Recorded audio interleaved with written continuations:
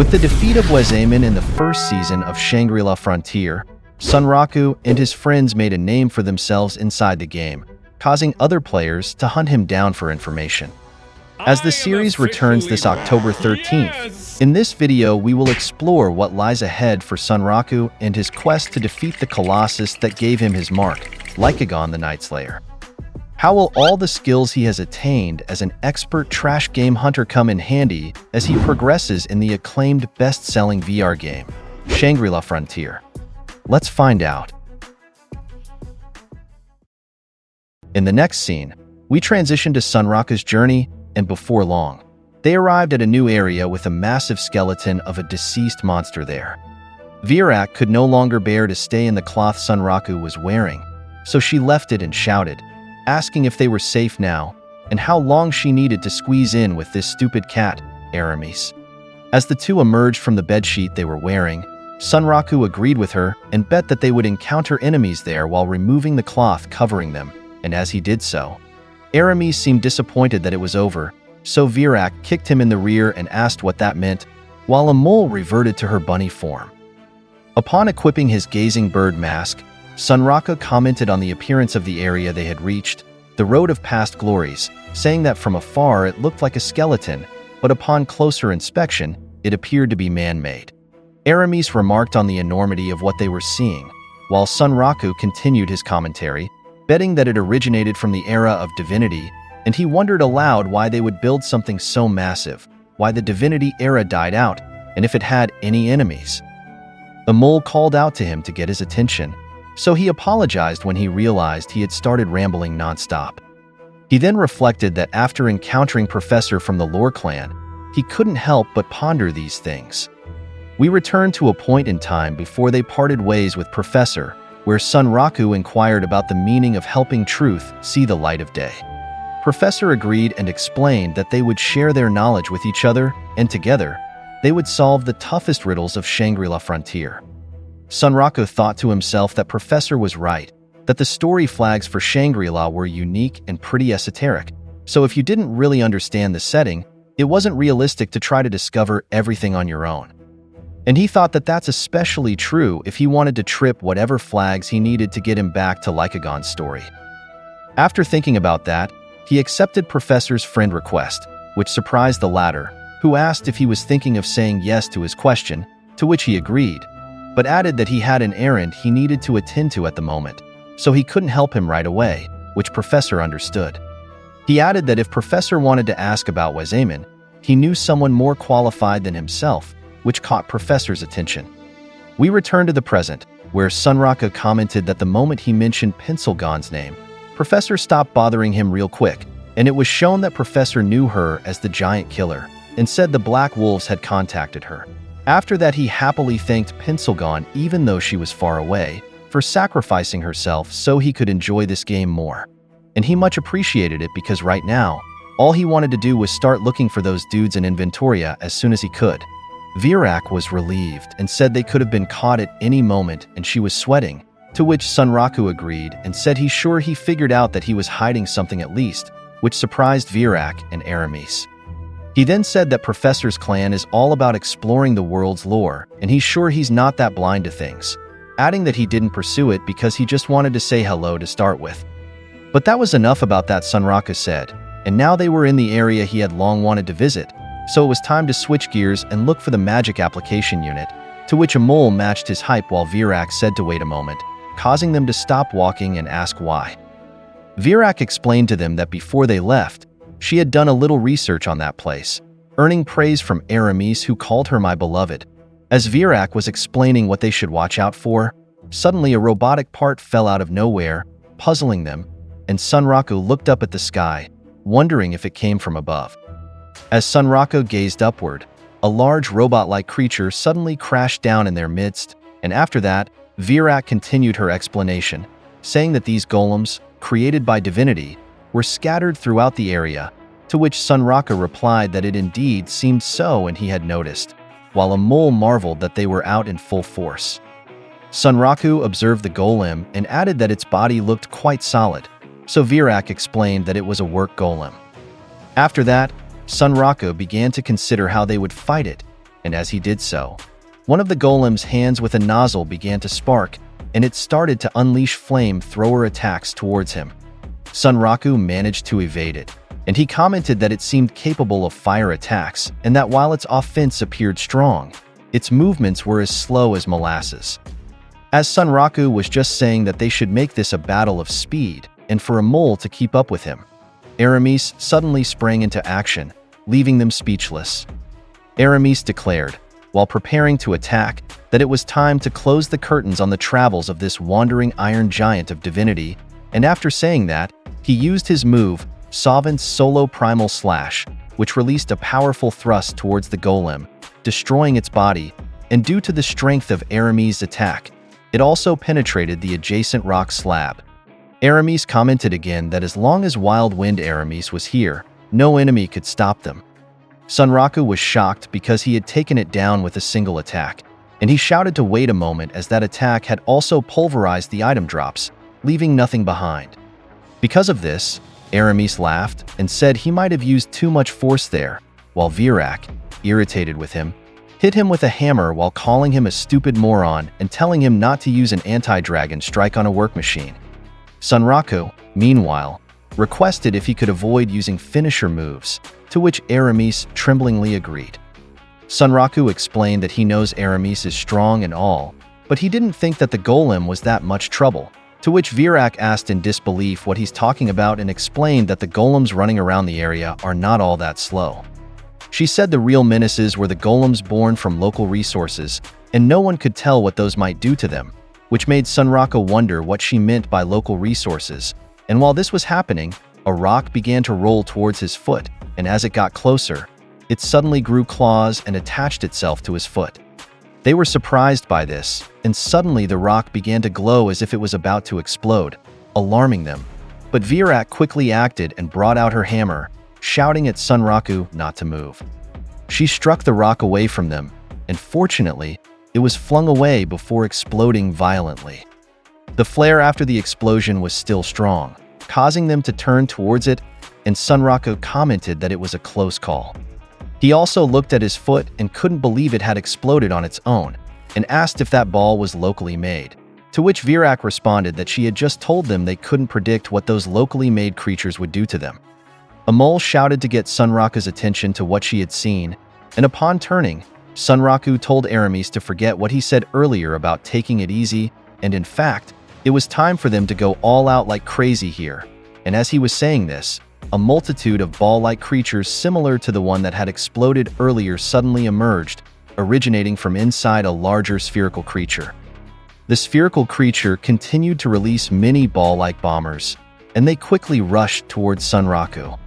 However, due to Sunraku's inherent speed, he managed to dodge two of them, and when the two that jumped at him collided, they suddenly exploded, causing a chain reaction where the other ball-like creatures also began to explode.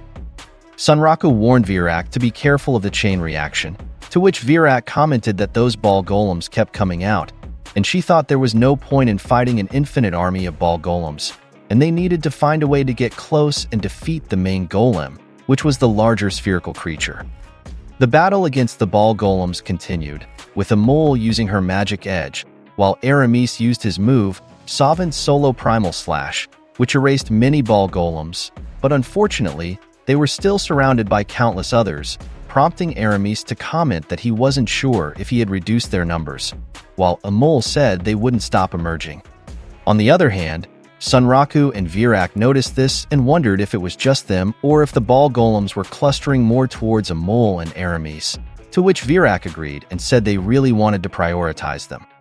Sunraku thought that perhaps their enemy was shutting down what it perceived as the main threats, like Aramis, a high-level fighter, and Amol, a long-range caster. He added that it seemed this game had an intelligent AI, but if so, Sunraku had a plan. Sunraku quickly ran and immediately urged Virak to move, saying this was their chance and they should finish it now. Because of this, Virak climbed onto his back and using his speed, he dodged the ball golems coming towards them while thinking that thanks to the creature targeting Aramis and Amol, their area of ball golems was small, and using his speed, he could get close. Sunraka drifted and braked at the side of the spherical creature, and upon making contact, Sunraka commented that this creature's decision-making skills would cause its downfall, and he invited Virak to take down their enemy. To their surprise, the spherical creature gained momentum and jumped powerfully into the air, shocking Sunraku and Virak, who couldn't believe it could jump. The monster clung to an adjacent stone pillar to distance itself from Sunraku, so Virak anxiously asked what they were going to do now, to which Sunraku said that using Moonjumper and 6-boat leap, he was within range of the creature, but there was a catch.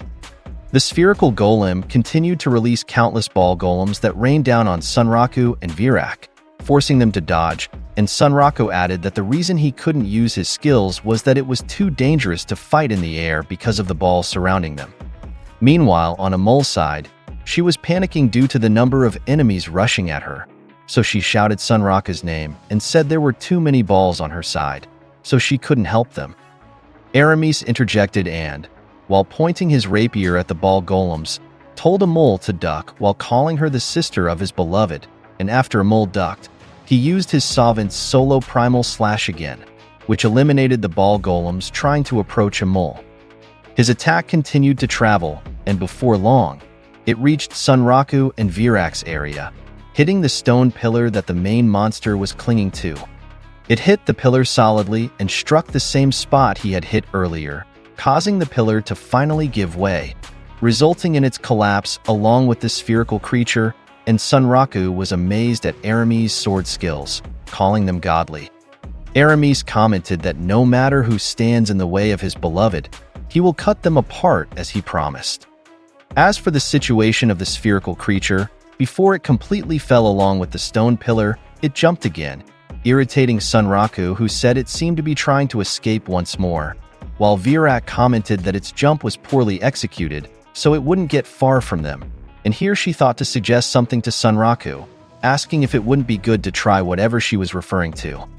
After saying that, Sunraku opened his weapons tab and equipped a different weapon, and as he brought it out, he said that the blood-stained decapitator was now a thing of the past, revealing that he had brought out his Flame General's decapitator, and he stated that it was time to show this creature the power of his reborn decapitator. Sunraku ran to where the spherical creature was about to land and waited for it to fall, and as it was falling, he prepared to use his skill, Glowing Pierce, and the moment the creature landed, it solidly hit right in the middle of its body. Sunraku commented that Virak must have seen how the golem tried to avoid taking damage, so he was sure it wasn't confident in its vitality.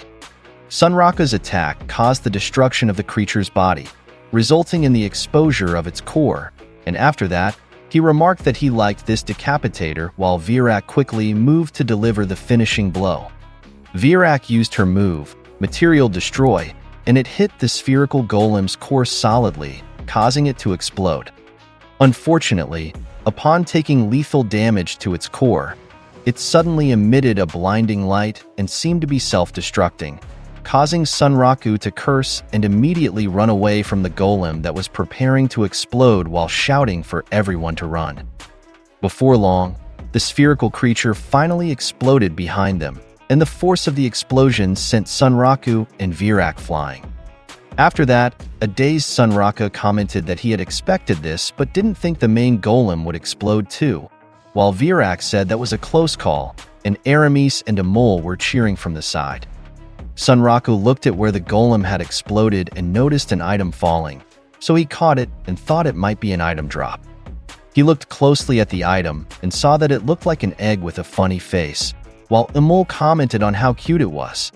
Sunraku searched for what this item was, and he found that it was a blast soil idol, and its description said it was a small replacement body that forms rarely by naturally produced golems, and the idol created by cannonball golems triggers a small explosion when hit with sufficient force, and when the idol's dance reaches its climax, flames erupt from under the ground. When Sunraka read this, he thought it was a grenade, and Virak said that if he hadn't caught it, it seems they would have been blown up, making Sunraku exclaim "Goddamn" and talk about the mother of all parting shots, and decided to put it in his inventory right away. After that, Sunraka looked at the path to their destination on his map again, and said that now that the situation was a bit calmer, he wanted to start searching for the magic application unit, but he also wondered where they should begin, and Emil said all they could see here was scrap and rubble. Virak then explained that the magic application unit was used by blacksmiths during the era of divinity, and that's why the first thing they should do is look for those blacksmith forges, which Sunraku understood and asked where they might find such a thing. Because of this, Virak shouted asking how she would know that, so Sunraku grumbled, asking if that meant they would have to search every corner of this area. Virak, irritated by his whining, silenced him and said that if it were that easy, she would have become an ancient craftsman a long time ago, while Emil said they would search together, to which Aramis agreed and said they had nothing to fear because his guiding wind would bring glory to his beloved, causing Virak to shout at him to stay away from her. While this was happening, it was revealed that two players were watching them from the top of a ditch, and one of them commented that they seemed to be having fun down there, while the other said that as if Sunraku thought he could get away scot-free by ignoring them. So the first one asked what they were going to do about it, and it turns out these were Pencilgon and Oikatsu, and Pencilgon answered Oikatsu's question, explaining that for now, why not start with a little murder? In the next scene, we focus on Sunraku's battle alongside his group against another monster with a bunch of spikes coming out of its body, where they managed to obliterate it using a thrust of his Flame General's decapitator into the core of it, and after that, it was completely obliterated. Sunraku exclaimed yes in excitement. The creature dropped an item, and when Sunraku picked it up, he noticed it was another idol. He read the description, and it turned out to be a sword denier idol, which strongly attracts the attention of certain monsters, and the more you ignore this idol, the more curious you become about it. Sunraku also commented that it resembled a Valkyrie and was very detailed. When Sunraku read the description, he wished that it didn't attract goblins or orcs, but he said it was a good thing he had this decapitator because the golem they fought earlier, he was sure other weapons wouldn't have reached past the swords it produced, and he added that it had high vitality, to which Virak boastfully said it was because she was the one who forged it. However, Sunraku said his job was mercenary twin swords, so he could easily learn twin blade and dagger skills, but it would be more difficult when it came to longsword skills. But he thought that maybe Twin Moon's handlings could help him, though he would need to main twin swords, and while he was fiddling with his tabs, Virak asked what they were going to do next since it seemed they had exhausted the golems in the area, but would they really be able to find the forge they were looking for nearby? Sunraku replied that he couldn't promise, but it was more natural for this forge to be less of a weapon forge and more of a manufacturing plant from the Age of Divinity, and when Aramis heard this, he started to think. Sunraku added that if he was right and the people from the Age of Divinity did some real precision scientific work at the forge, it was likely in an important place. And if the rubble they were seeing was the remains of a battle against an enemy, the security and defense golems were probably made to protect that place from outside foes. Aramis suddenly shouted and said he understood, and that meant they were eyeballing it because of the nearby golems, while Emil commented that Sunraku's reasoning was good, but Virak said she couldn't see any building like that in their area and it was all rubble just like the rest. As she was saying this, Sunraku suddenly saw something and started removing metal pillars blocking a building while rhetorically asking if they wanted protection from outside enemies. Where would they build a camp? He got the attention of Virak and Aramis when he discovered what the metal pillars were blocking, and they saw a passageway leading underground, and he said this was the answer to his question. They peeked into the passage they found, and Virak threw a small object to determine how deep the hole was, and when she did this, they learned it was too deep and Sunraku thought there surely wasn't a cushion to land on down there. Suddenly, Pencilgon and Oikatsu arrived behind them, and Oikatsu said he had a rope. He turned around and noticed that his two friends had arrived there and finished what he was going to say, that they needed to help each other when there was a problem. Sunraku was dumbfounded and immediately ran away from them, but Oikatsu used his whip on him, so he was choked and couldn't escape anymore. Pencilgon told him that if he was running, he must have read her mail, and it was bad of him to ignore her, to which Oikatsu added that it would be good for him to write his will while he still could, and Sunraku asked how they had found him. Pencilgon explained, asking if it was correct that he put the crystal scorpion stuff inside the inventory, and they would talk about how he got so many materials, but that monster only spawns in crystal cliff nests, and knowing Sunraku, Oikatsu added, they thought he had gone ahead, so they went to the road of past glories. So while Sunraku was removing Oikatsu's whip from his neck, he realized that they were sharing a single inventory. Virak asked who these people were, so Amol said they were Sunraku's friends, and here Pencilgon explained that Sunraku was their valuable pal, but she almost said pawn, causing the two to comment that she was tipping her hand. But Oikatsu was more curious about the black rabbit and cat accompanying him, so Aramis' attention-seeking behavior suddenly revived, and he said how kind of him to ask, but Virak quickly stopped him when he was about to introduce himself because it would be too long. Sunraku explained that they could try any gestures on his companions, but they wouldn't be able to recruit them because this blacksmith and swordscat came from a unique scenario. And here Virak and Aramis told their names to Oikatsu and Pencilgon commented that it was a way to progress the story. Oikatsu, on the other hand, was again enveloped by anger and envy when he heard the word unique. So Sunraku commented that his situation was getting worse, and before long Oikatsu shouted why he was the only one who couldn't find something like that, to which Sunraku teasingly said that most of the reason was luck. After that, Sunraku explained that they could talk about their messages later, and pawns or not, could they help him because he needed to find a magic application unit if he wanted to fulfill the conditions to fix the reactor, and that unit was likely under the path they had found. He then asked Oikatsu if it was okay for him to bungee jump in there, which made Oikatsu wonder irritatedly, while Pencilgon thought for a moment and soon commented that if that was the story, then Katsu should go and dive inside, which surprised Oikatsu, who couldn't believe she would betray him so quickly. Nevertheless, Oikatsu agreed, and using his whip, he tied it to a protruding mechanical part, and he tied many of his whips together to make a longer rope. Sunraku and the others watched him as he slowly descended into the hole, and here Virak wondered why Oikatsu continued to go down even though he didn't know what was there, to which Pencilgon said that if there was something down there, Oikatsu would quickly climb back up, causing Virak to comment that he really was just a pawn to her.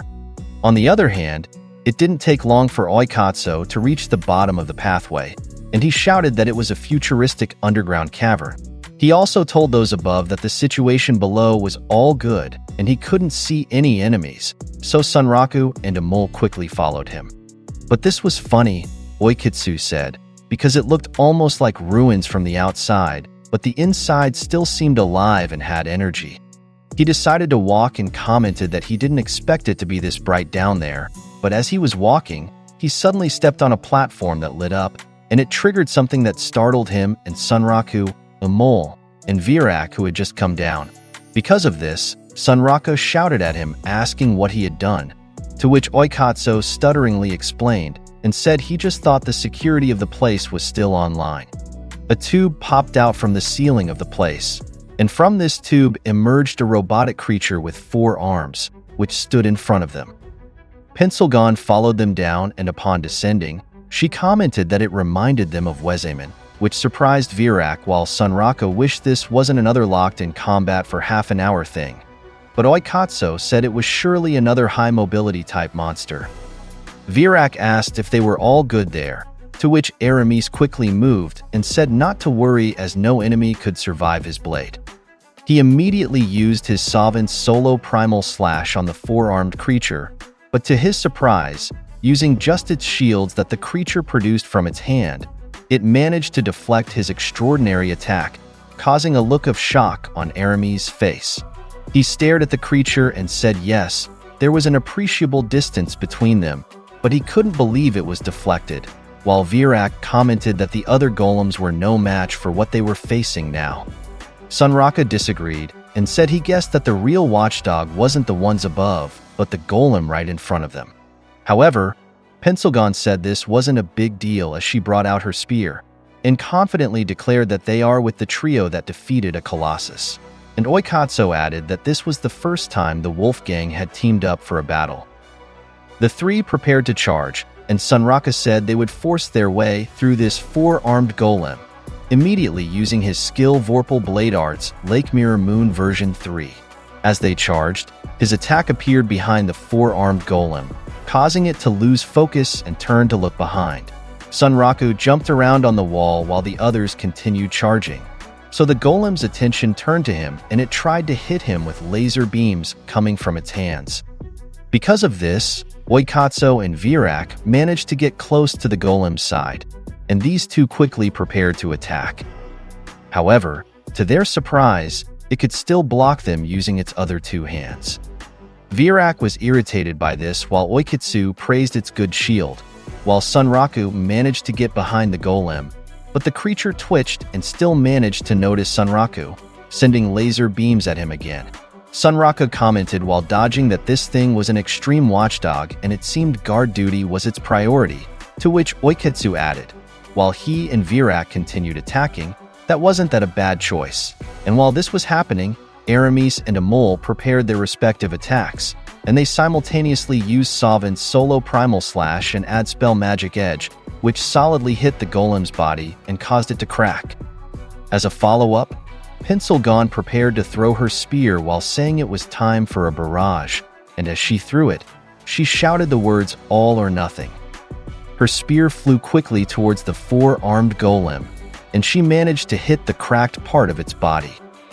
Sunraku charged as this golem was knocked down, and he commented that usually, something like this was decently tough in a fight, but sorry because in their party, they had no one but attackers, and together with Virak and Onii-Chan, they attacked simultaneously using their respective attacks like Titan Blast, Glowing Pierce, and Dark Overstrike.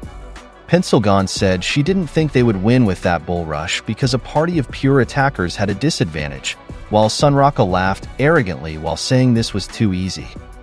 After that, Pencilgon brought out her spear again and said she had seen this coming and that attack didn't even scratch her weapon, and Sunraku asked if what she was holding was the main weapon she was carrying now, to which Pencilgon agreed and said its name was the Holy Spear Kaled Fulch, one of the hero weapons of SLF, and there were only 5 of these in the entire game.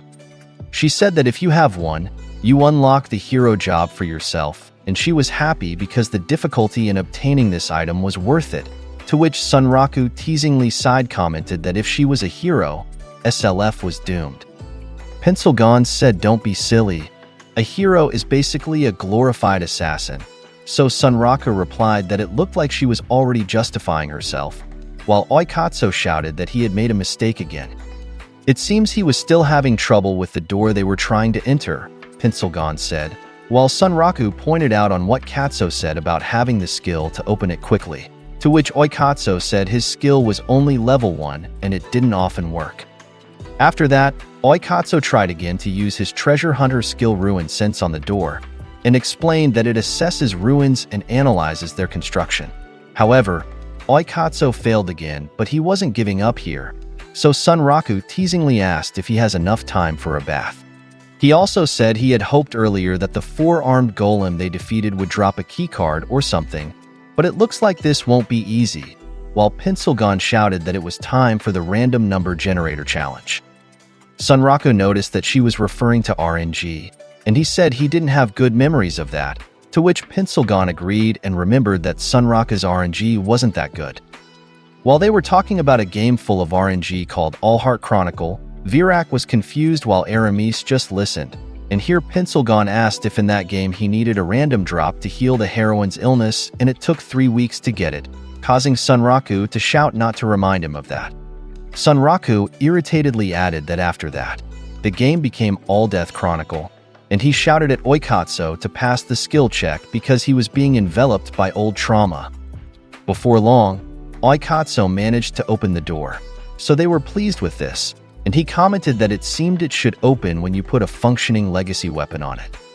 He boasted to Sunraku and asked if he could see the difference between them now, so Sunraku pointed out that the one who couldn't find even a single unique scenario was saying that.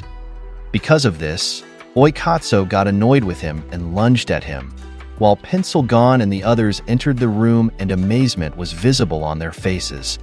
It turns out they found a large laboratory full of robotic hands, and Pencilgon happily added that she could smell that this place was full of rare items. Sunraku immediately ordered them to split up and search the area because he was sure the magic application unit he was looking for was in this area, causing Virak to side comment about how excited he was, to which Pencilgon said he just wanted to get a new toy. While Amul shouted that she would be the one to find it, and Oikatsu said this looked like a lot of work for him again. While Sunraku was looking around, he saw a holographic thing on one side and saw a hologram of a monster, so he commented that it looked freaky and disgusting. He also thought that it might be one of the outside invaders that the people there fought against, and he commented that the story was still eluding him. Pencilgon spoke to Oikatsu and asked if he could see that, to which Oikatsu said yes and he knew about it. So Virak wondered what was up with them, causing them to answer that it was nothing, and they were just worried and knew a key story item wouldn't be easy to find. Katsu then asked if Virak knows what it looks like. Amul called Sunraku and showed him a donut-like object and asked if it was cool, so Sunraku asked her what she was playing with there, causing Amul to say it was stuck under a desk, to which Sunraku said okay, and to just throw it somewhere. While Amul was disappointed because Sunraku ordered her to do that, Virak was recalling the appearance of the magic application unit, and when she turned to look at it, she was surprised and shouted that what Amul was holding was the very thing they were looking for.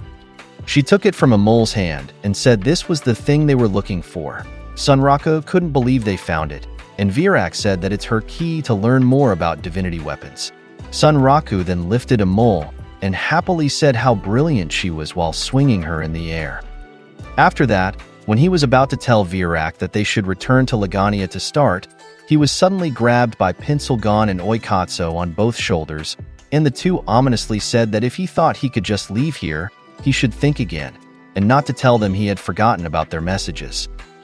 In the next scene, after they emerged from the underground pathway, Sunraku asked if there really was someone who wanted to meet him, to which Oikatsu agreed and said that since they defeated Wezaemon and their relationship with him was made public, they'd been through a lot of trouble. He added that they were once surrounded by shady-looking dudes, forced to provide information about the rabbits, requested for a personal meeting with Sunraku, and it was scary to always have someone begging you. Pencilgon then said that even the head of Schwarzer Wolf joined the attack holder to negotiate with her, causing Sunraku to sarcastically side comment like it's his problem. Sunraku remembered something and said wait, asking if she hasn't gotten a visit from the group called the Library, to which Pencilgon wondered if he was referring to the Lore clan, which troubled Sunraku. Pencilgon shouted and angrily asked if Sunraku had sold her out to that old freak and how dare he, saying she hated that man because he just badgered her with questions, while Sunraku just explained that he was only trying to enjoy the game. Pencilgon realized something here and wondered if she could use this, while Sunraku was saying that besides, he still got this magic application unit event to work through still, causing Oikatsu to ask if he really needed it, to which Virak said she could take it and split it anytime. Oikatsu asked Pencilgon if she heard that, to which Pencilgon said great, and if that's the case, they should give it to Virak and return to town for now, and they'll talk about the details there, causing Sunraku to feel irritated and comment that it seems he couldn't escape this situation. In the next scene, they had returned to town, and here Pencilgon asked if Sunraku really needed to wear cloth every time he came to town. So Sunraku replied what else could he do, and this was the best way to hide Virak and Aramis, and it counted as headgear so his marking doesn't affect it at all. Oikatsu commented that at first, he thought Sunraku walking around half-naked was his thing, so Sunraku irritatedly said no, and that he also wanted to try many gears, and he started complaining, asking why he was playing this sandbox game so tied down, to which Virak just told him to hurry up and take them to an alley because she couldn't stand her position anymore. After that, they arrived at an alley and here Virak asked before returning with Aramis if Sunraku doesn't mind if she's to take the magic application unit, to which Sunraku gave the go signal and said he can't wait to see Virak became an ancient craftsman. And he also thanked Aramis, to which Aramis happily said he was glad to have been able to join and save his beloved from danger. Virak hurried Aramis along, saying they were leaving, and his head got stuck in the door while saying goodbye to Sunraku and his companions. After that, Sunraku told Amul that he preferred if she would also rest in Lagania, but Amul cutely complained upon hearing it. So Sunraku explained that he had no idea what Pencilgon and Oikatsu were planning for him, while Pencilgon was saying that actually, they had a role in mind for a mole, so she should just come with them, which puzzled the mole. While they were chatting, someone arrived at the alley they were hanging out in, causing Sunraku and the others to turn, and the one who arrived seemed like a savage beast ready to pounce, and it turned out to be Animalia along with her SF Zoo clan, which surprised Sunraku and made him wonder what was going on.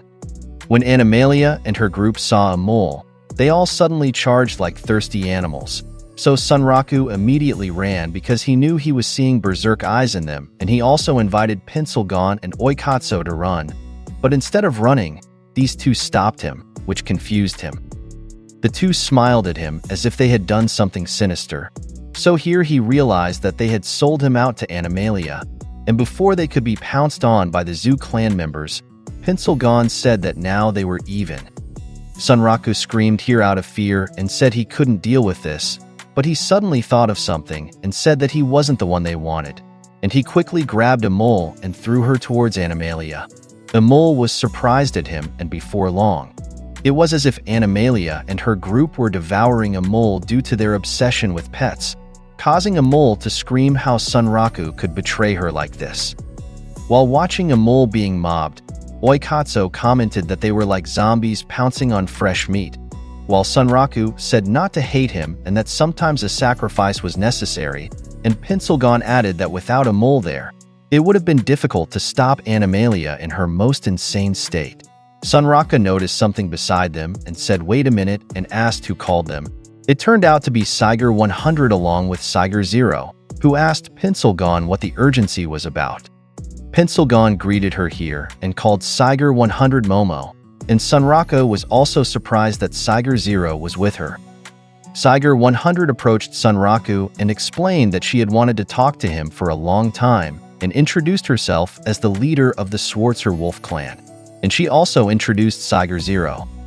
When Saiger 0 introduced herself, she was so shy that she only timidly said hi, to which Sunraku awkwardly said hey back, and while this was happening, Sunraku thought that the pressure feels even worse than before now. Pencilgon, meanwhile, stared at Saiger 100's chest and said fascinatedly that at least she could enjoy that sizing game, causing Saiger 100 to get flustered and tell her to be quiet and stop saying that every time they meet. Because of the conversation between the two, Sunraku thought that these two knew each other in real life, while Saiger 100 brought the topic back and asked if Pencilgon was sure about this because, as she said, she had reached out to the one she mentioned, but there was a catch. It turns out that Professor was the one she was referring to, and he also arrived there and commented that he couldn't imagine these people would want to contact him, and he was too old to run, but he still sprinted here. Sunraku immediately recognized Professor as the one from the Lore clan, so Professor pointed out his name and thanked him for the other day. Sunraku was very confused about what Pencilgon had done, to which Pencilgon just quickly changed the subject and explained that she had reserved a room at Crystal City Snake's Apple and they could talk there. In the next scene, they had arrived at the city she mentioned, and inside Snake's Apple, they sat at a large table to start their meeting. Annoyed and irritated, Sunraku said that this looked like a tribunal where they would all ask him their questions, while Oikatsu said he wanted to leave already. Pencilgon explained to him that Schwarzer Wolf and SF Zoo's requests were about information only he could provide, and she also asked if he didn't want to avoid having them shadow him forever. Sunraku answered no, and with that settled, Pencilgon said they should begin. She pointed out that now that all these big names were gathered in one room, they should use this time wisely.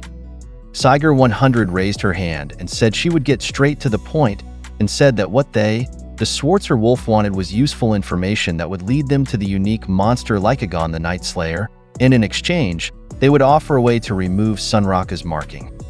Sunraku was shocked to learn that they could do that.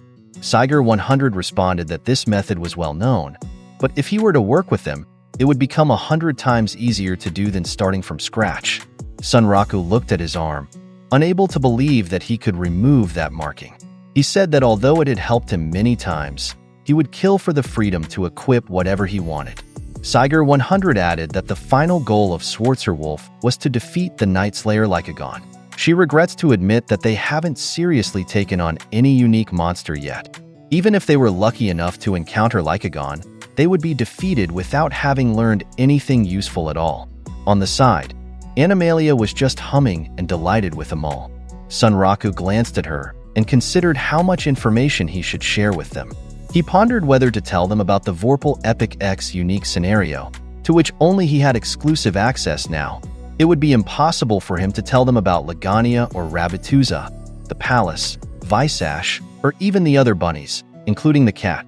If the SF Zoo clan found out about these things, it seemed he would never have another moment of peace in SLF. Moreover, he needed to keep an eye on his two friends, as they already knew about Virak and Aramis. Sunraku looked at Pencilgon and thought that if he gave her any more information, she would surely sniff out more like a police dog. Pencilgon laughed at his staring and asked if he was smitten by her beauty, to which he sarcastically replied yes. He thought to himself that for now, he should stick to the topic of Wezaman and Lycagon. He decided he would use this cover to avoid mentioning anything related to Lagania. Therefore, he responded that in his opinion, unique monsters couldn't be defeated by simply fighting them. To combat Wezaman, the unique monster they had defeated, they first needed to complete a Special X unique scenario. Pencilgon agreed with this. She said that unique monsters form the core of those X scenarios. And since Sunraku had encountered Lycagon randomly, that wasn't a problem for him anymore. They would likely need to flip several scenario flags before defeating it became a possibility. Saiger 100 added that those flags were probably hidden in the newly unlocked regions from the update. Pencilgon wasn't sure, but if there were indeed untripped flags around, she thought they might be connected to the two unique monsters that hadn't been found yet. The professor suddenly addressed Saiger 100, saying he hoped his wife wasn't bothering her too much about the new region. She asked if he was referring to the massive dynamite, and he said yes. She was extremely excited, and it seemed his wife was looking forward to the new lands. Sunraku pondered upon hearing about his wife. He wondered what kind of relationship they had. The professor then shared what they knew about the 7 unique monsters so far. First, the Night Slayer Lycagon, a black wolf encountered randomly. Based on their information, she's actually female. Second, the octopus-type monster that only appears in the ocean, Katarnid of the Abyss. Actually, no player had seen it in person yet, and all their info came from half-crazed NPCs. Third, the Sky Ruler Seagworm, a golden dragon also encountered randomly. Like Lycagon, there was much eyewitness information, but it flew extremely high to touch. It could only be fought in the magnanimous sanctuary area, where it sought heroes to challenge it. Next was the Orchestra of the Doom Echo, discovered by a player who raided the royal library of the Ainverth Kingdom, which ruled that new region. It controlled tsunamis, was clad in fire, and could summon lightning. But besides its name, there was no other information about it. Fifth was Wezaman the Tomb Guard, whom their party had defeated. While they were discussing this, Katso tried to escape, but Sunraku stopped him.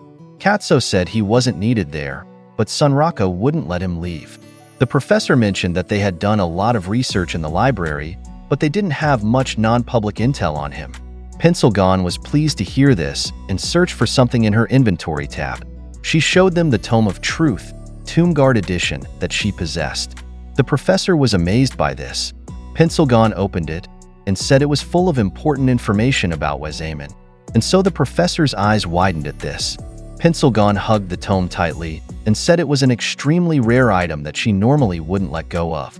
But for the professor, who understood its value, she might give it to him for the right consideration. She then asked what he thinks of it. The professor, without hesitation, said he'd pay any amount for it. Sunraku thought to himself that if they read it 2 or 3 times, they'd realize the tome was worthless. Meanwhile, Katso knew Pencilgon was just taking him for everything he's got. Saiger 100 spoke again, addressing Sunraku. She said they were all itching for information, and he was the only person with real info about Lycagon. Sunraku replied that even he didn't know much. She said, "That's fine, and even just the basic behavior patterns would be great." Sunraku then stood up and decided to share what he knows. First, regarding her physical attacks, Sunraku explained that there were a few tells, and they came faster compared to other bosses. Nevertheless, they could parry them. Her swipes came in 3 patterns: diagonal, vertical, and horizontal. She used many delays but had more safe zones than he thought. He said he'd detail that later. He first mentioned her bite attacks, which were a headache. She didn't use them much against him, but they had a destroy attribute, or maybe all her physical attacks did. Anyway, just one bite could rip you apart. Saiger 100 interrupted him, which surprised Sunraku. To her knowledge, Sunraku had only met Lycagon once. She wondered how he could analyze all of that at such a level if it was just their first fight with someone as strong as Lycagon. Katsuo said Sunraku was really a freak, and Pencilgon agreed. Sunraku then asked what they meant. Meanwhile, as the friends were discussing, Saiger 100 thought that when she heard he was Pencilgon's companion, she became intrigued about what kind of person he really was. She told him to continue with his story, and Sunraku agreed. But she thought to herself that Sunraku's gonna be busy for a while. Sunraku admitted that there was one thing about Lycagon that he still couldn't understand, which piqued Saiger 100's curiosity. Sunraku recalled his fight with Lycagon, saying that when he encountered her, he was fighting a group of red cap goblins. It was in the middle of the battle with them when she suddenly appeared out of nowhere and attacked. And that's how he met the Night Slayer. Lycagon mowed down the red caps, but it came from in front of him, not from behind. And because of that, he was surprised. However, despite its massive size, he didn't even feel it approach until he was hit by the shockwave from her attack. Sunraku was curious if that was even possible. Katsuo said that wasn't like Sunraku, as it was more of a casual player move. Sunraku added that monsters don't just appear out of nowhere in other game areas. Pencilgon agreed, saying it's not set up like that. Sunraku thought that this didn't seem like a crap game. Looking at the details of that world, they wouldn't deploy a unique monster so randomly. Because of this, Saiger 100 asked if he thought this was an ability of Lycagon. Everyone fell silent and pondered this. The professor checked his interface while Animalia was still holding a maul. Sunraku believed they didn't have enough information about it yet, but if he could fight her again, he might learn more. Saiger 100 was surprised by this and thought she liked this guy. Sunraku sighed after giving all the information he had. He was relieved that nothing about Lagania or Rabituza was mentioned. Meanwhile, Saiger 100 called out to Sunraku, Pencilgon, and Oikatsu one by one, and asked if their clan name was Wolfgang. She then asked if they wanted to form an alliance with them. Suddenly, Animalia interrupted, asking the Schwarzer Wolf to wait, causing Saiger 100 to look at her. Animalia asked if she could do that on their own time. Sunraku also looked over because of this. Animalia stated that wasn't part of the original question. Saiger 100 agreed and thought she still had someone to discuss about that first. Sunraku pondered as Animalia abruptly declared it was her turn. She said that the SF Zoo had just one request.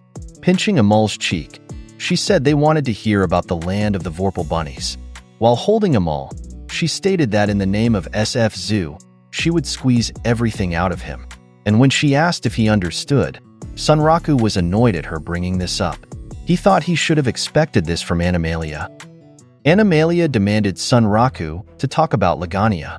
He should have known Animalia would do that. He was certain that what she wanted was information about unique Lagania-related scenarios. Animalia added that what she needed most was a free pass to the Land of Rabbits. Sunraku was shocked by this statement. He wondered about her mention of a free pass. Animalia confirmed, saying everyone knew one could use the Tour of Lagania unique scenario to go there. But once you defeat the Lagonian Viper boss that was attacking the land, you are forced out of Lagania, and right then and there, you are no longer allowed to return. She pointed at Sunraku and said that he, besides bringing a Vorpal bunny out from there, could also enter and exit Lagania all the time. That's why Animalia was curious about how he managed to do that and wanted to know. In return, she said the SF Zoo would give him anything he wanted. But Sunraku had thought she would ask him how to unlock the unique scenario to befriend a mole. He thought there might be something he could do about that after all. Moreover, he did it via an invitation to Lagania, but of course, he wouldn't tell her about that quest. So, he just replied that it would be easier if she asked a mole herself. So if it was okay, he asked her to return a mole to him. Animalia thought about it, but had no choice if it was really necessary. She returned a mole to Sunraku, who then lightly slapped a mole to wake her up. Since a mole seemed listless, even when shown a carrot, Sunraku whispered to her that he would give her all the special Ligonian parfaits she wanted on his tab. The mole perked up when she heard about the special Ligonian parfaits and started drooling. She became excited, looked around to find them, and confirmed if Sunraku was really treating her. Because of that, Sunraku told them she's back. The mole paused and wondered what she was doing. All she remembered was that Sunraku was going to buy her special Ligonian parfaits, along with the spellbook she had wanted to buy for a long time. Sunraku replied not to pad that. He said he had something to ask her, and a mole was curious about what it was. It was about Ligonia. He mentioned a mole sometimes invite players to fight snakes for her, and that meant humans weren't banned from that place. The mole replied that she didn't think so. So Sunraku asked, after everyone leaves, how could they return to Ligonia? The mole said it was a government issue, and she had no answer to that. But her brother Edward could help. She says he was a smart and creative guy, and if Sunraku was the one asking, he would surely help him. Sunraku couldn't believe it was yet another new rabbit. The mole said this was her oldest brother, and he was the king of Ligonia. Sunraku was surprised to hear he was the king. Sunraku wondered if that meant Vash had retired and wasn't their leader anymore. And so Sunraku was curious if they could ask him now, and Emol happily replied of course they could. Meanwhile, Pencilgon was still busy negotiating with the professor about the tome she had. Emol started to run off, saying she would talk to her brother about it. Animalia tried stopping her while Sunraku thanked her for this.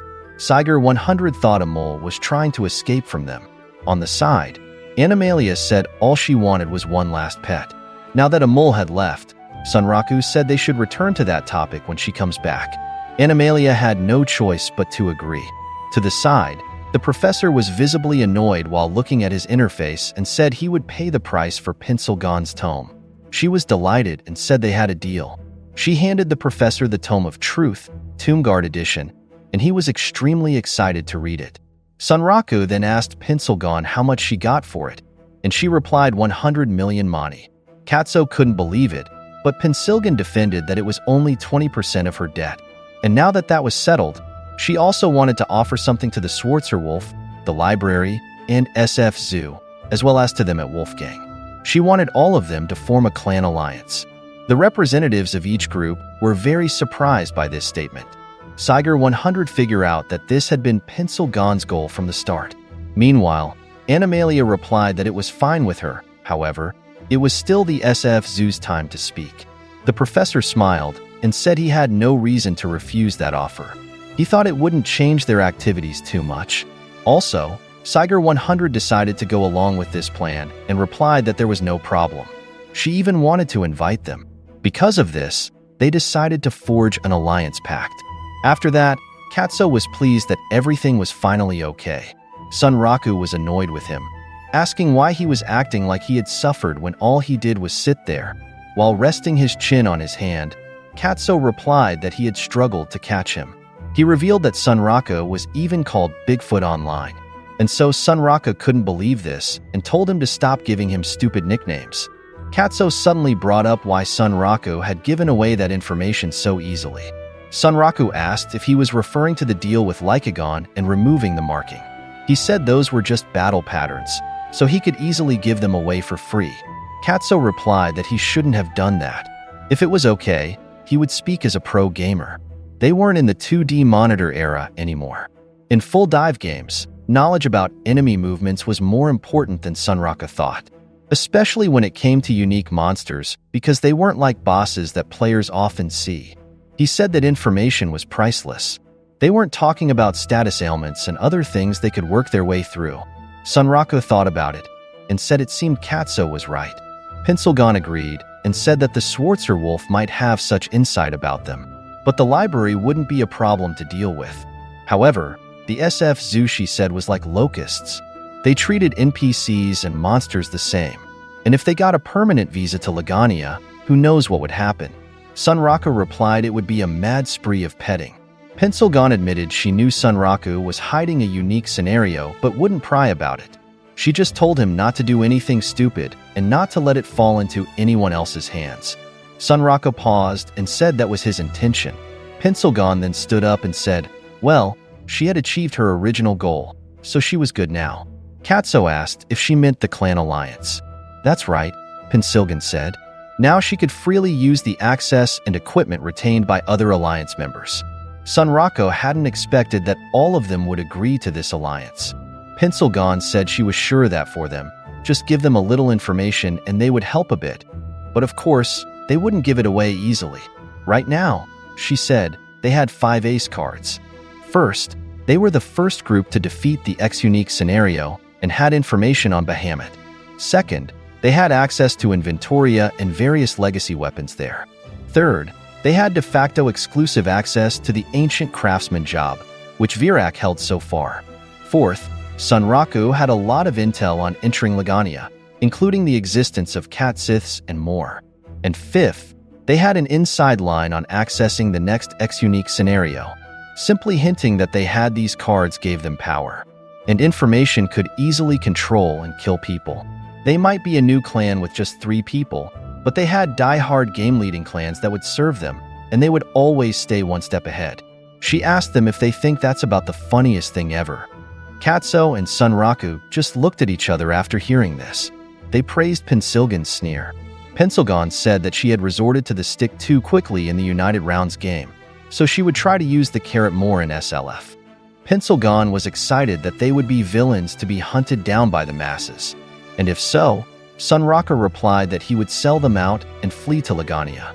They left the meeting place, saying they would separate for now. Pencilgon asked them to let her know if anything happened, while Katso reminded Sunraku not to ignore their invite next time. He agreed and sent them off. Meanwhile, Sunraku wondered where Amul was, as she hadn't returned yet. Because of this, he thought about going to Lagania to check on Virak. However, he realized that to do that, he would need to die first and warp back. Sunraku shouted in excitement and said that if he was going to fight them again, he would farm their drops like mad before going to Lagania. He was sure he'd score a stinger this time. It was then shown that the real-time update had been applied to the game, and there were many behavior patterns fixed in some monsters. At Crystal Cliff Nests, Sunraku was back to bait the Crystal Scorpions. He was excited to see that he had trapped the Crystal Scorpions. He thought that before death warping to Lagania, he would first farm from the scorpions there. He planted his hand in the crystal to bait the numerous scorpions in the area, which then clashed with each other. He thought his timing was perfect, and now he entered travel mode to Inventoria. Upon transporting, Sunraka was delighted because it was so easy. He was sure the crystal scorpions were in chaos back there, and lots of loot was scattered on the map. Now, it was time to return and collect them. He exited travel mode to return to Crystal Cliff Nests, but to his great surprise, he noticed that the crystal scorpions had left nothing behind. Sunraka wondered why there were no materials to farm there. He thought his warp timing back was perfect, and so he wondered if they stopped before they even started fighting. However, he thought the AI wasn't that smart before. Sunraku couldn't believe what happened when suddenly the ground he was standing on moved. A camouflaged crystal scorpion suddenly attacked him. Sunraku was in disbelief as his HP was depleted. He wondered if it was an ambush and how different their behavior was compared to before. Sunraku was extremely annoyed with the admins as he was thrown into the air. He couldn't accept that they had pushed a silent update to the game. He then fell and got stabbed by so many crystal scorpions.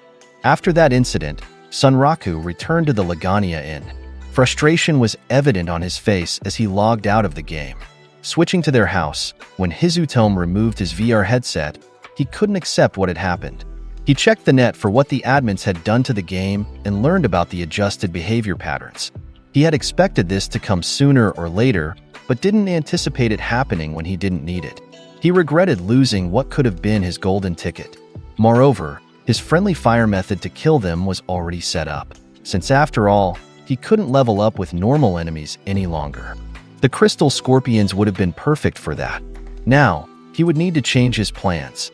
He thought that if the friendly fire way was blocked for him, it would be impossible to defeat them. As he moved his hand, he accidentally tapped his energy drink can, causing it to fall to the floor. Luckily, He caught it, and it wasn't opened yet. This incident seemed to spark a realization. Gravity was the answer. He thought about the game's physics engine paired with their AI. He realized it was like Newton's apple and thought it would work. However, that wasn't enough. He needed something more, something his character could use. He read the updates on his tablet and thought he needed some kind of new breakthrough. He noticed something there. The Skywalker evolved from Moonjumper. If he could get that skill, he was sure he could defeat them.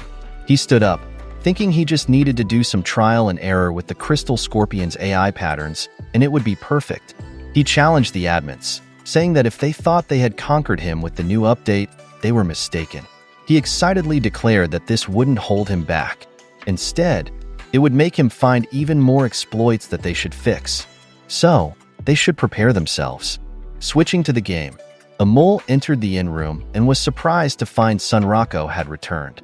Sunraku was shocked to see her again and asked about her conversation with his brother, the king. The mole asked if he meant her brother Edward. She said he had asked for a bit more time to think about it. Moreover, Virak had sent her to let Sunraku know that she had forged something. Sunraku got excited about this and suddenly stood up. He suggested they go straight to Virak. The mole was puzzled because Sunraku seemed ready for anything. While running, the mole asked if he had good news. Sunraku hadn't expected her to notice that. He replied that he had gone to his friend's place, but they just kicked him in the butt. So he thought of a good way to settle the score. However, they were shy, so they ganged up in big groups to try to kill dudes. Because of that, the mole wondered if these were really his friends. Finally, they returned to Virak, who said it was good that Sunraku had shown up. She asked Sunraku to whip out a legacy weapon for her. Sunraku was surprised to see Virak wearing the magic application unit like VR goggles. While Amol was pleased that she was right after all, Virak confirmed and said she had gotten the gist of it. She could use it to examine legacy weapons and study forging skills from the time of divinity. Sunraku then showed the comet catapult and asked if it would work since it was a legacy weapon. Virak was amazed when she handled it and said to come back tomorrow morning. She was sure she could fix it before then. Sunraku agreed and said it was fine if Virak needed to take it apart. He needed Virak to become an ancient craftsman.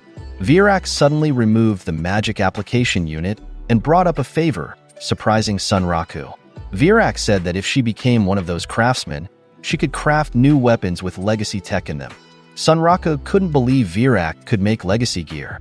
He thought ancient craftsmen could only repair items, not create new ones. Virak confirmed this was correct. She was working on using the crystal scorpion parts Sunraku had brought earlier to create a brand new legacy weapon. Sunraku was puzzled when Virak mentioned the crystal scorpion parts. Virak acknowledged how difficult these items were to find, and that this wasn't just crafting normal weapons.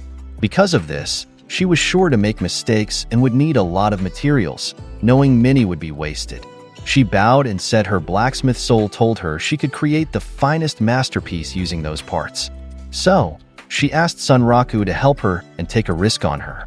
Virak didn't expect Sunraku to tell her not to be silly. When taking on something new, trial and error was inevitable. So, Sunraku wouldn't complain and told Virak to use whatever stuff she wanted.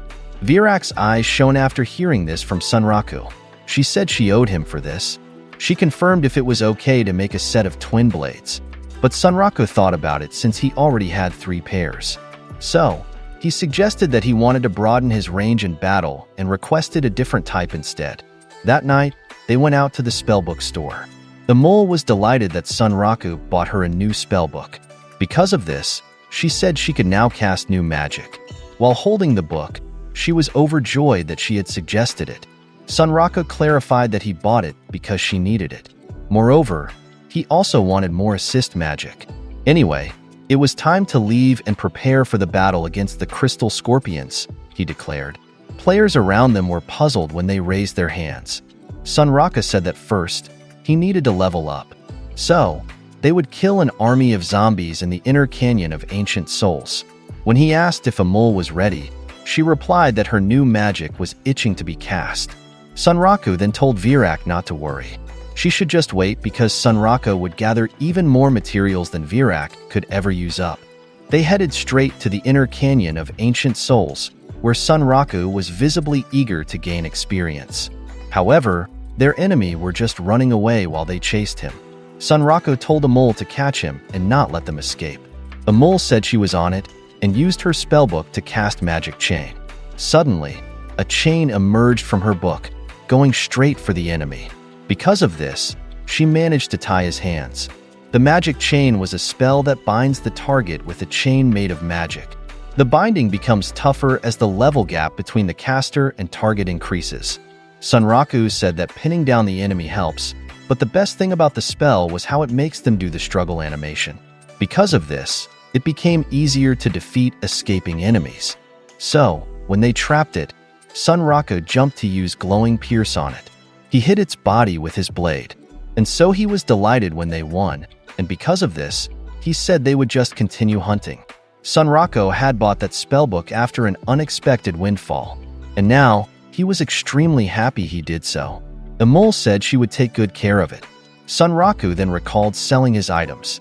He had no idea he would get 300,000 money for the Valkyrie figurine. The rabbit who bought it was pleased because that sword-defying idol was super rare. So, he was willing to pay a lot for it. Sunraku hadn't expected that, of all his items, would sell the best. While walking, the mole mentioned that Pete's told her that dolls modeled after the 7 colossi were very valuable. Sunraku agreed and thought there might be many types of those. Because of this, Sunraku felt like he was becoming greedy again. Meanwhile, an enemy suddenly appeared beside them. Sunraku said that could wait. First, he needed to learn the skills he wanted, and using the EXP given by the wimpy foes there, it might take forever. So he said it was good that they saw the Dullahan general. Sunraku prepared his sword to attack him. It was then explained that in SLF, whenever you gain a level, you either learn new skills or evolve and boost old ones. They attacked each other, and Sunraku managed to dodge the Dullahan general's strike. In this game, whether you're awarded skills or not depends on what kind of battle experience you have. Since his Wazaman battle, he hadn't gained a single level. In other words, all the battle experience he accumulated in the meantime would help open his mind to all kinds of new skills. So, there was a huge amount packed into just a single level. Sunraku then gave it his all to defeat the general, and because of that, he leveled up from 78 to 79. As a result, his skills evolved and he gained new ones like Cleaver, Tin Counter, Power Slash, Shockwave Fist, and many others. Sunraku was overjoyed to see that his Moon Jumper finally evolved into Skywalker. After this conquest, Imul couldn't believe Sunraku was leaving her again. Sunraku replied that he was going on a solo trip. Imul wasn't happy about this, but couldn't do anything. She mentioned that these solo trips had become more frequent lately, but Sunraku thought that buying her the new spellbook was why he could persuade Imul now. Imul asked if she would just kill time in Lagania. Sunraku replied that tomorrow morning, after sunrise, they should meet in that alley. Sunraku decided not to use the Death Warp approach to return to Lagania in this time. He traveled alone to the Crystal Cliff Nests. He climbed up and apologized for keeping the Crystal Scorpions waiting, but now he was ready to face them. It was time to pay the piper. Finally, he reached their location. He took a piece of crystal and threw it in the air. He said that game relies on a physics engine to define that world, and that engine applies to everything in the game. When the thrown crystal fell, it hit another, causing all the crystals around it to vibrate. As a result, crystal scorpions emerged. Sunraku prepared and used Nitro Gain, Ignition, and Transient, making the scorpions follow him. He ran extremely fast, planning to go full throttle from the outset. The crystal scorpions called for more companions, so more and more chased Sunraku. He expected this and preferred to wake them all up as it was time to party. In SLF, unlike other average trash games, apples fall to the ground, and if you're hit from behind, you stagger forward. As he continued running, chased by scorpions, Sunraku explained that gravity and momentum work in the game just like in real life. And this common sense would be what kills the crystal scorpions. Sunraku kept running and thought that if he fought them head-on, he wouldn't have a chance to win. He ran straight up a large crystal and jumped with the scorpions still following him. His plan was to let them die on their own for him. All the scorpions that followed him were trapped on a large crystal. He thought that if only one had followed him, it might have been able to break. But now, that was impossible because it couldn't support the weight of the mob of scorpions. As a result, the crystal scorpions fell one by one from where Sunraku had jumped. Whether NPC, player, or monsters, this would kill them all. It was a death sentence exacted on the victims of the physics engine. However, Sunraku had the ability to defy the laws of physics because of his 7-boat leap. Even if he jumped into the air, he could step on the air itself, and he could make a fateful jump. But the scorpions chasing him could do nothing to save themselves. Sunraku added that he had the power to double jump, and that was the power of the Skywalker. So, he nimbly escaped from his pursuing enemies. Sunraku held his blade and called it Operation Scorpion Fall. He said he went there to kill a herd of crystal scorpions, and now his mission was accomplished. As the crystal scorpions had fallen, Sunraku declared Operation Scorpion Fall a great success. He became excited, thinking that after killing a small herd of crystal scorpions, his level would surely skyrocket. However, when he checked his interface, he was shocked to find that nothing had happened. He found this strange, as by now, the crystal scorpions should have fallen to the ground. He peeked underneath and wondered why he hadn't gained any experience points yet. He looked at his interface again because usually, it would award him immediately after a battle.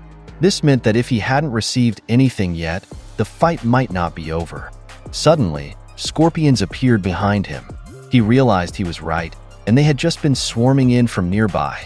When he turned to face them, Sunraku said he would repeat the same trick he had used earlier. However, he was surprised to see a shining scorpion attacking the crystal scorpions there. Sunraku was confused at what was happening. The shining scorpion single-handedly fought the crystal ones that were supposed to attack Sunraku. It even threw one in Sunraku's direction, causing him to dodge. The shining scorpion leaped, and Sunraku wondered if this gold-colored crystal scorpion was some kind of a rare enemy. The so-called golden scorpion faced him, and Sunraku couldn't believe it was using the others like toys or something. Unlike regular scorpions, this one didn't seem to work in herds. He thought his scorpion fall trick wouldn't work on this one, so he was curious about what he could do. If he ran, he could camp out in the Inventoria, and that way, he could avoid fighting it.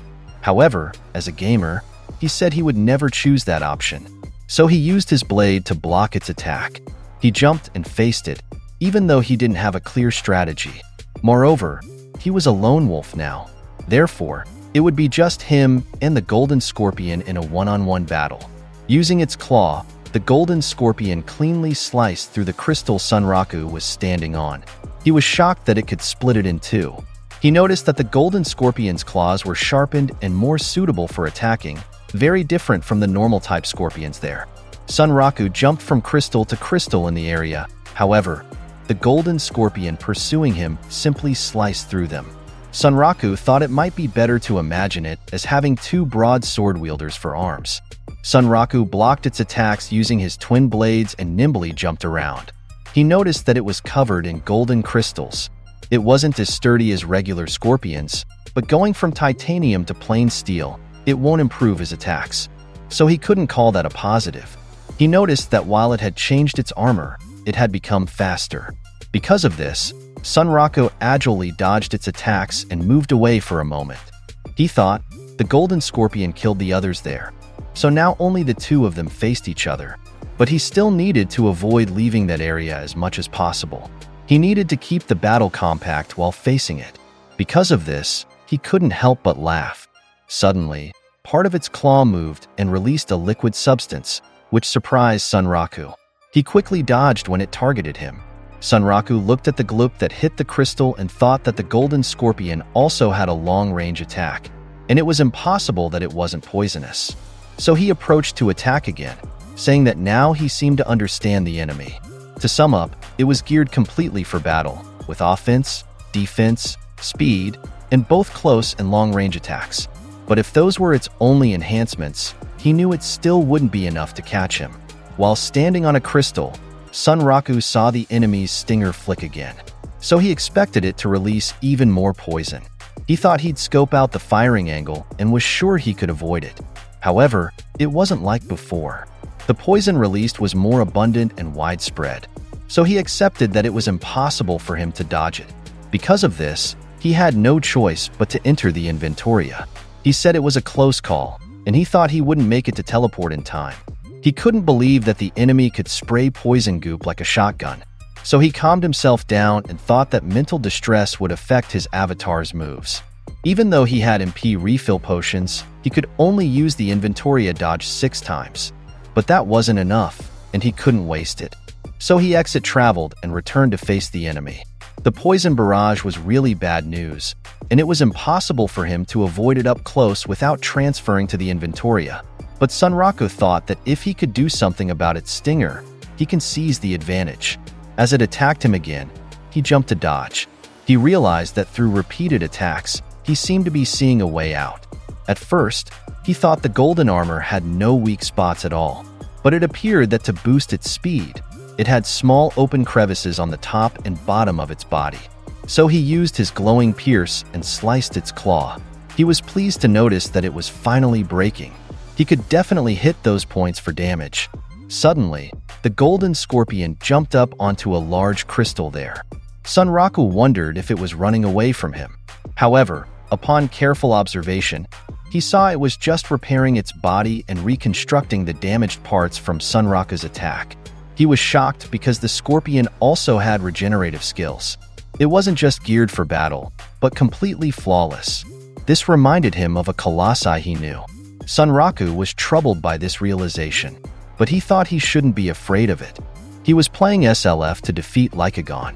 Therefore, he wouldn't let a rare enemy, which wasn't even a unique, stand in the way of what he wanted to do. Emboldened, Sunraku attacked and confidently faced the golden scorpion. He declared that this time, its stinger would be his. Again, using his blade, he attacked with a glowing pierce. However, it was evident that this didn't faze the enemy. Sunraku was impressed by its extraordinary power. Although he knew it was rare, he wondered what kind of monsters they were making there. He thought the game developers were likely rotten to the core. Even if he could dodge its attacks and hit its open points to damage it, all it would do was jump up and heal the damage it sustained. He then noticed the moon and realized that the spreading of its claws under the moonlight seemed to trigger its regeneration. The moon had also figured into the Setsuna of Faraway Days arc, so it might be absorbing moon magic or something. Therefore, he needed to find a way to stop its healing. He attacked it immediately with his weapon. However, his endurance had decreased, and he received a warning that he should change weapons. Sunraku was annoyed because his Empire B twin blades had given out. He said the crush poison on those twin blades was useless if the enemy could heal the damage immediately. The golden scorpion counterattacked him because of this. He thought he only had enough MP left for 2 more returns to the Inventoria.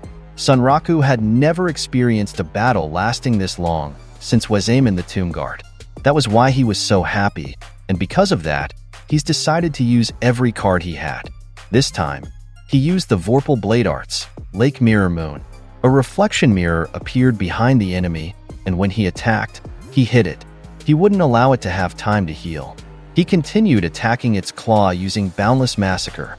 He didn't stop targeting its open crevices. He thought it was a powerful attack skill. Slashing until his stamina ran out dealt tremendous damage, but the repeated swinging of his blade made it difficult to dodge. So when the scorpion released Poison Glup again, it was fortunate that Sunraku had access to the Inventoria. He used it and intertraveled to move inside the Inventoria again. Although he couldn't always use it, it was a good start. He said this was just the beginning. After a moment, he returned to Crystal Cliff Nest and faced the enemy. However, it was again on top of a crystal with its claws raised to regenerate. Irritated that it was healing again, Sunraku stopped it. He swung to throw one of his weapons directly at the golden scorpion, and when it hit the enemy's eye, he used 7-boat leap to reach it at the top and attack. He can't believe the gold scorpion thinks he could just do that repeatedly without a care in the world. And so he used Hand of Fortune and punched the blade that hit its eye, causing it to be thrown backward and fall below. From above, Sunraku asked what the problem was. He said he hadn't finished fixing himself yet. Realizing that it needed to raise its claws upward to take in enough moonlight, Sunraku was pleased. He felt it was getting fun and said the gauge of his Tagetsu blade was at max. So he used Tagetsu, twin moons, which revealed a larger and seemingly more powerful weapon. Sunraku prepared and said it was time to end the fight. The golden scorpion was surprised when Sunraku went straight for it and used the cleaver to hit its stinger. It wasn't easy to break, so Sunraku put all his strength into it. He told it to give up and just let him cut it off. Due to Sunraku's persistence, he finally cut off his target. The scorpion's stinger detached from its body, delighting Sunraku. Meanwhile, one of his blades was still lodged in its eye, while Sunraku jumped to reach the stinger. He said that what happened before wouldn't be repeated, because now, he used the double jump Skywalker to reach his target in the air. Sunraku laughed and laughed because at last, he had obtained the rarest part of one of the rare-ass enemies in the game. Now, it was time to put it in the inventoria. Suddenly, Sunraku was startled when he noticed the golden scorpion roaring in anger. Sunraku asked if it was upset because it lost its precious stinger. The place shook and crystals around them fell, causing vibrations and sounds that triggered many crystal scorpions to emerge again. Because of this, Sunraku was troubled and said not to make things harder for him. Now, he could only teleport once. He looked at his key to the inventoria and realized something. He thought he really had the gold scorpion now. Finally, he had a way to defeat it. Sunraku hurried to run. With the golden scorpion behind him, he let the normal crystal scorpions chase him. He said not to worry because he wouldn't dump them all in a canyon. He picked up shattered crystals from the ground and threw them at other crystals there. Sunraku asked how long the scorpions would sleep. It became noisy due to him throwing crystals. He did this to wake up more scorpions in the area, which then followed him. Sunraku thought that when he first saw the gold scorpion, it was attacking other crystal scorpions. So he figured out they were enemies. If he could make the two sides fight, then he wouldn't need to fight anymore. He took out his weapon and thought this plan might work. However, the golden scorpion suddenly attacked, but fortunately, he dodged. The crystal beside him was hit when the golden scorpion's claw struck it. Sunraku retreated and positioned himself on top of a crystal, then used 7-boat leap again. He targeted the enemy's eye as he jumped from the crystal. He plunged his other blade into its other eye and stabbed it. The scorpion cried out because now, both of its eyes were damaged. Sunraku said it couldn't focus on just him this time. The crystal scorpions would finish it off. It would be overwhelmed by the swarm of scorpions there, so he wished it good luck. Then, he traveled to the inventoria. He left the golden scorpion alone, which was then attacked by numerous crystal scorpions. Though blinded, it still tried to fight them. Sunraku knew how strong that golden scorpion was, but it would face many crystal scorpions, and it was now totally blind. So Sunraku was confident it couldn't win against all of them. He declared the fight was over, and the golden scorpion had lost. Sunraku checked his interface and thought it was time to return. If there were any crystal scorpions left, he'd just lead them to the cliff again. He traveled, and the golden scorpion's stinger greeted him. Sunraku was overjoyed. He said the gold scorpion is down, but he asked it not to hate him because, as they say, all's fair in love, and he didn't finish what he was saying because he was surprised when the gold scorpion stinger moved. He was shocked that the enemy had returned and the fight wasn't over yet. Sunraku couldn't believe it had defeated the gigantic horde of crystal scorpions there. Not bad, he commented. He said he was wrong about it. It seemed that if anything was going to kill it, it would be him. Sunraku drew his weapon again. Though his MP was low for warping away, he was still sure he'd win. When it attacked him, he noticed that even though it was blind, it could still detect his vibrations. However, its attacks weren't as accurate as before. But the magic shooting from it, like steam, prevented him from moving freely and even pushed him out. Because of this, he checked his interface and used the blast soil idol, throwing it to the ground. It hit a broken crystal and got closer to the gold scorpion. Though blind, the gold scorpion sensed its fall. The blast soil idol moved on the ground, making noise. It seemed to be singing while dancing, catching the gold scorpion's attention. It attacked, but the soil idol just exploded. Sunraku explained that when the idol's dance reaches its climax, flames erupts from within the ground. It hit the gold scorpion's broken body perfectly. When the fire subsided, Sunraku noticed the enemy losing balance due to its claw. So he wielded his blade and said, "Let him cut it off for it." He used the Vorpal Blade Art's half-moon cleave to hit its crevices again. As a result, he cut off the gold scorpion stinger. Now, it had no weapon left there. Sunraku didn't miss the chance to finish it off while it was still crying in pain. Dawn was approaching, so it was time for it to sync with the moon. Sunraku prepared to use his blade again, but he dropped it when the gold scorpion used its tail. Sunraku couldn't believe what happened. It was impossible, but his blade was now too far from him. He didn't expect its tail could still move. Sunraku worried because his Empire B twin blades were almost dead now, so he couldn't strike the final blow. Now he was the one without a weapon, so he thought about what he could do. Sunraku wouldn't allow this, so he used Skywalker when it attacked him again with its tail. He tumbled and said he still had something left. He grabbed the dagger he had plunged into the gold scorpion's left eye and the one in its right. Sunraku said he had known him for a while now, so it was time to settle things. He used the marsh dagger and attacked with glowing pierce to drive it deeper and cause more damage. Because of this, the enemy was thrown back and slowly disappeared. Sunraku said that without his Inventoria, he really couldn't have defeated it. He commented that it was similar to Wezamin and called it a strong foe. As Sunraku watched it slowly vanish, he noticed he had leveled up from 79 to 99 because of it. He sat down and said that fight was extremely fun. Because of this, he declared that Shangri-La Frontier was truly the best game ever. Let's move to Adult, where someone was not happy that it's morning already, as he still wanted to sleep. It was Sunraku, and he asked himself how Virak was doing, and if she had become an ancient craftsman. Sunraku walked through an alley, saying that Virak needed to become an ancient craftsman to fix his non-standard ether reactor. A mole arrived and said that Sunraku's timing was perfect. She added that she thought she would have to wait all day again. Sunraku thanked a mole for waiting for him and asked if she was ready to go to Lagania. The mole replied that she was ready immediately while summoning the door to go there. She also told Sunraku that his Vorpal soul seemed to be raging more than usual. Sunraku seemed pleased that a mole could see that, and said she would be amazed when she found out what he had accomplished. Then, Virak suddenly shouted, unable to believe that Sunraku had defeated the Golden Scorpion. Sunraku told Virak not to shout like that because it startled him. Virak was inspecting the item he brought, and she was utterly amazed by it. Virak said she never dreamed she'd see such a thing, and Sunraku laughed, saying there was plenty more where that came from. He said he had obtained a Reaping Crystal Claw, Darkening Crystal Shell, and Whipping Crystal Tail, which overwhelmed Virak with excitement. Sunraku also showed the crystal life core of the Golden Scorpion, which shocked the Rabbit sisters even more. Sunraku said that Virak wanted crystal scorpion parts for crafting and asked if what he got was better. He added that they could make even better things now. A mole was holding something on the side and asked Sunraku what it was, saying it looked nice.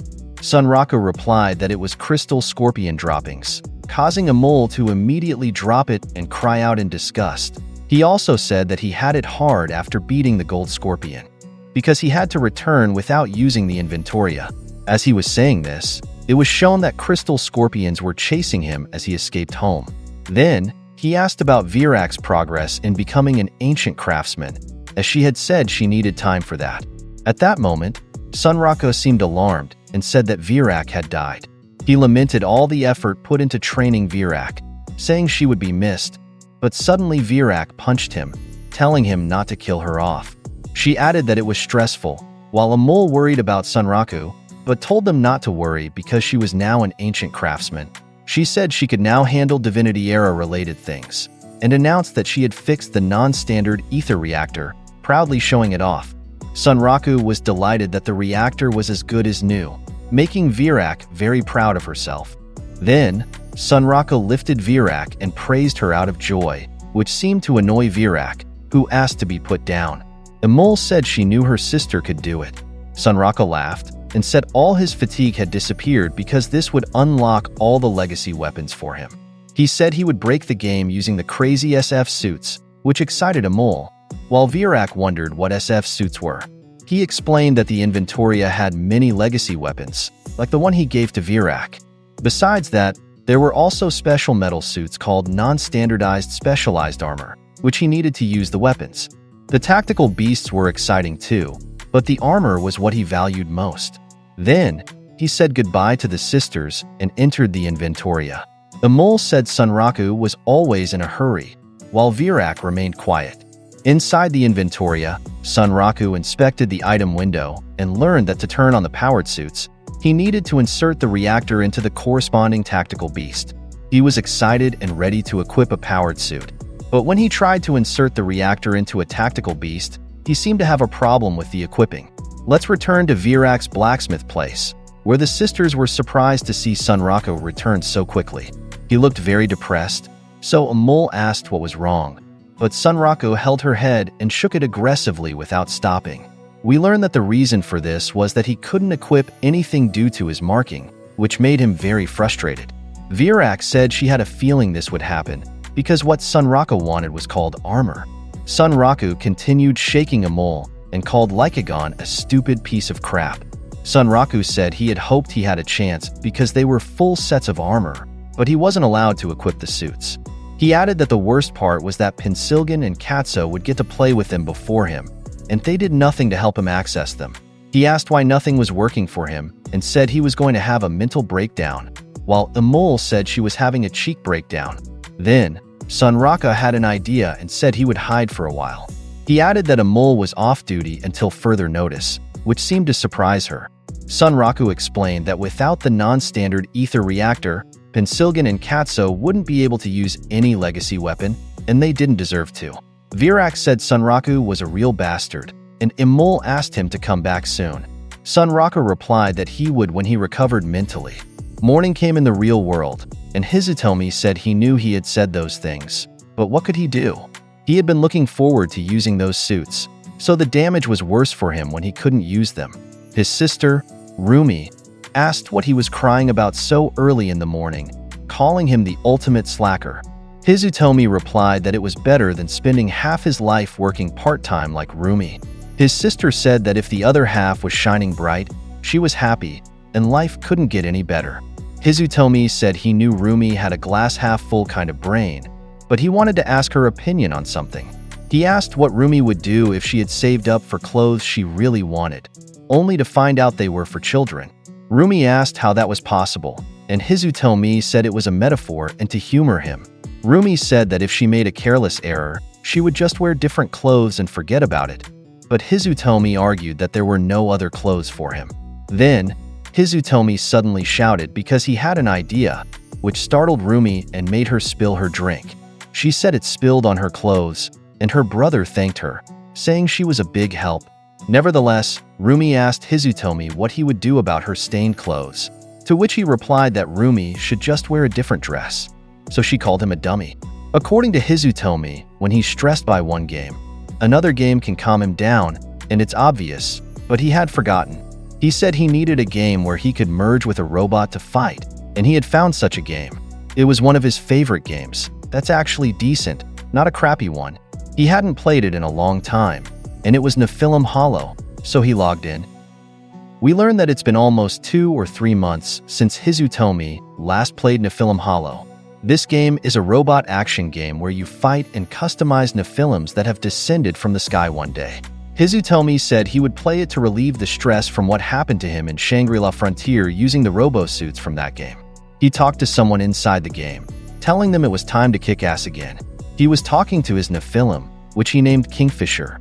He roamed the streets of the game, thinking about what he was doing the last time he logged in. Then, he suddenly remembered that he was fighting mini duels because he wanted to reach the top of the online rankings. He said he had fought the number 1 player in that mode, and their battle ended in a tie. He thought about what that girl's name was, and if she was still playing Nephilim. At that moment, a Nephilim jumped in front of him, which suddenly alarmed him. That Nephilim recognized that it was facing Kingfisher because of its kettle head and default colors, and the man piloting it said that Sunraku had returned. He introduced himself as Super Tamao and said he would beat up Sunraku once and for all. Then, he challenged Sunraku to a duel, and Sunraku asked who he was again, which seemed to annoy him. Super Tamao reintroduced himself, saying they had a ranking duel before. He asked if Sunraku had really forgotten him, adding that he was even acting as his rival. He said it was 3 months ago, and if he didn't remember, he must have beaten him up badly. He also called Sunraku a ranking wrecker and said he'd make Sunraku regret forgetting his name. The rage and anger were clearly visible on Super Tom Mao's face. He told Sunraku to accept his challenge, saying he'd show what the number 2 ranker could do. Super Tom Mao prepared, and Sunraku said that if Super Tom Mao was number 2, it would be a good way for him to get back in shape for playing Nephilim Hollow, so he prepared as well. We learn that the Nephilim Super Tom Mao is using is the Bound Dog, and he said he would crush the Kingfisher, so it should be careful. After that, it was explained to us that the Nephilim robots in the game are not the type controlled from a cockpit, but rather the player literally fuses with them and fights as the robot itself. The Bound Dog attacked using a rocket, and Sunraku explained that his robot was made for speed, mixed with strong firepower. He said it was designed based on pure robot love, with no intelligence to it. Then, it was shown that the Kingfisher quickly avoided the Bound Dog's rocket attack and got behind it. However, due to the extreme speed of his robot, the energy tanks could only last for 3 minutes. That's the Kingfisher, the most gas-guzzling robot in the entire universe, and it was preparing to shoot the Bound Dog, which also noticed the speed of Sunraku's robot. Hizutomi said that if he could finish the fight within 3 minutes, he would be okay.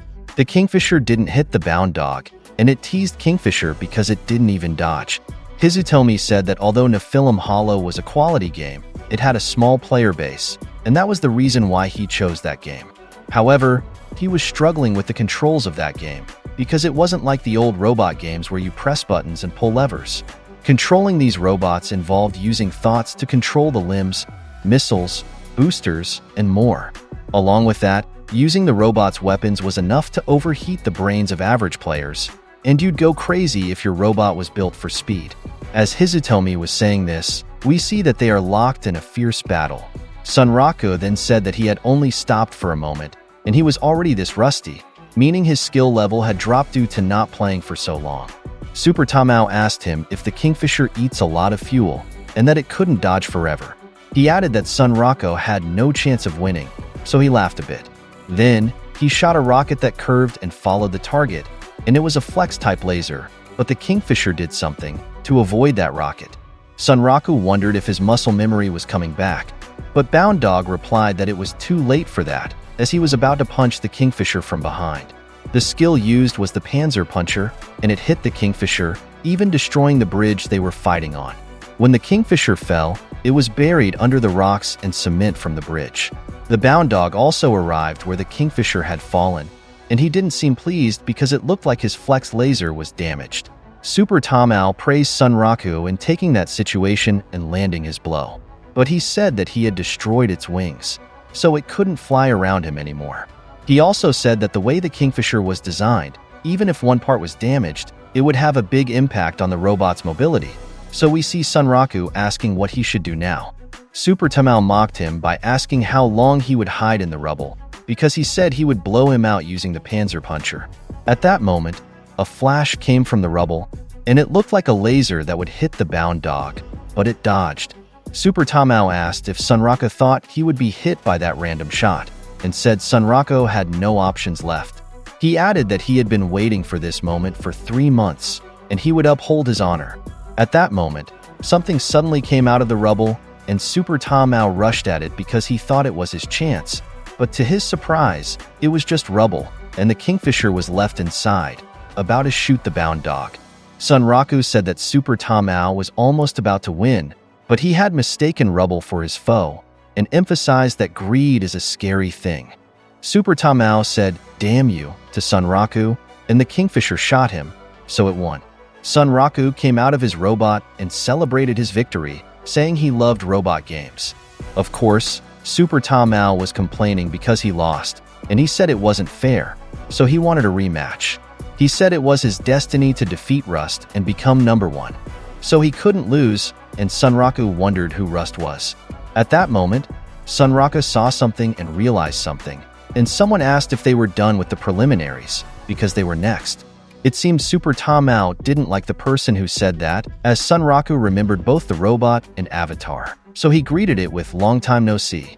We learned that this was the number 1 ranked player that he had a hard time matching, and it was Rust. Let's go back a few minutes to the past, to a place that's more orderly and modern than where Sunraku and Super Tamao fought, and it seems a man was surprised to see a player. He couldn't believe what he was seeing, and he said he needed to tell Rust about it.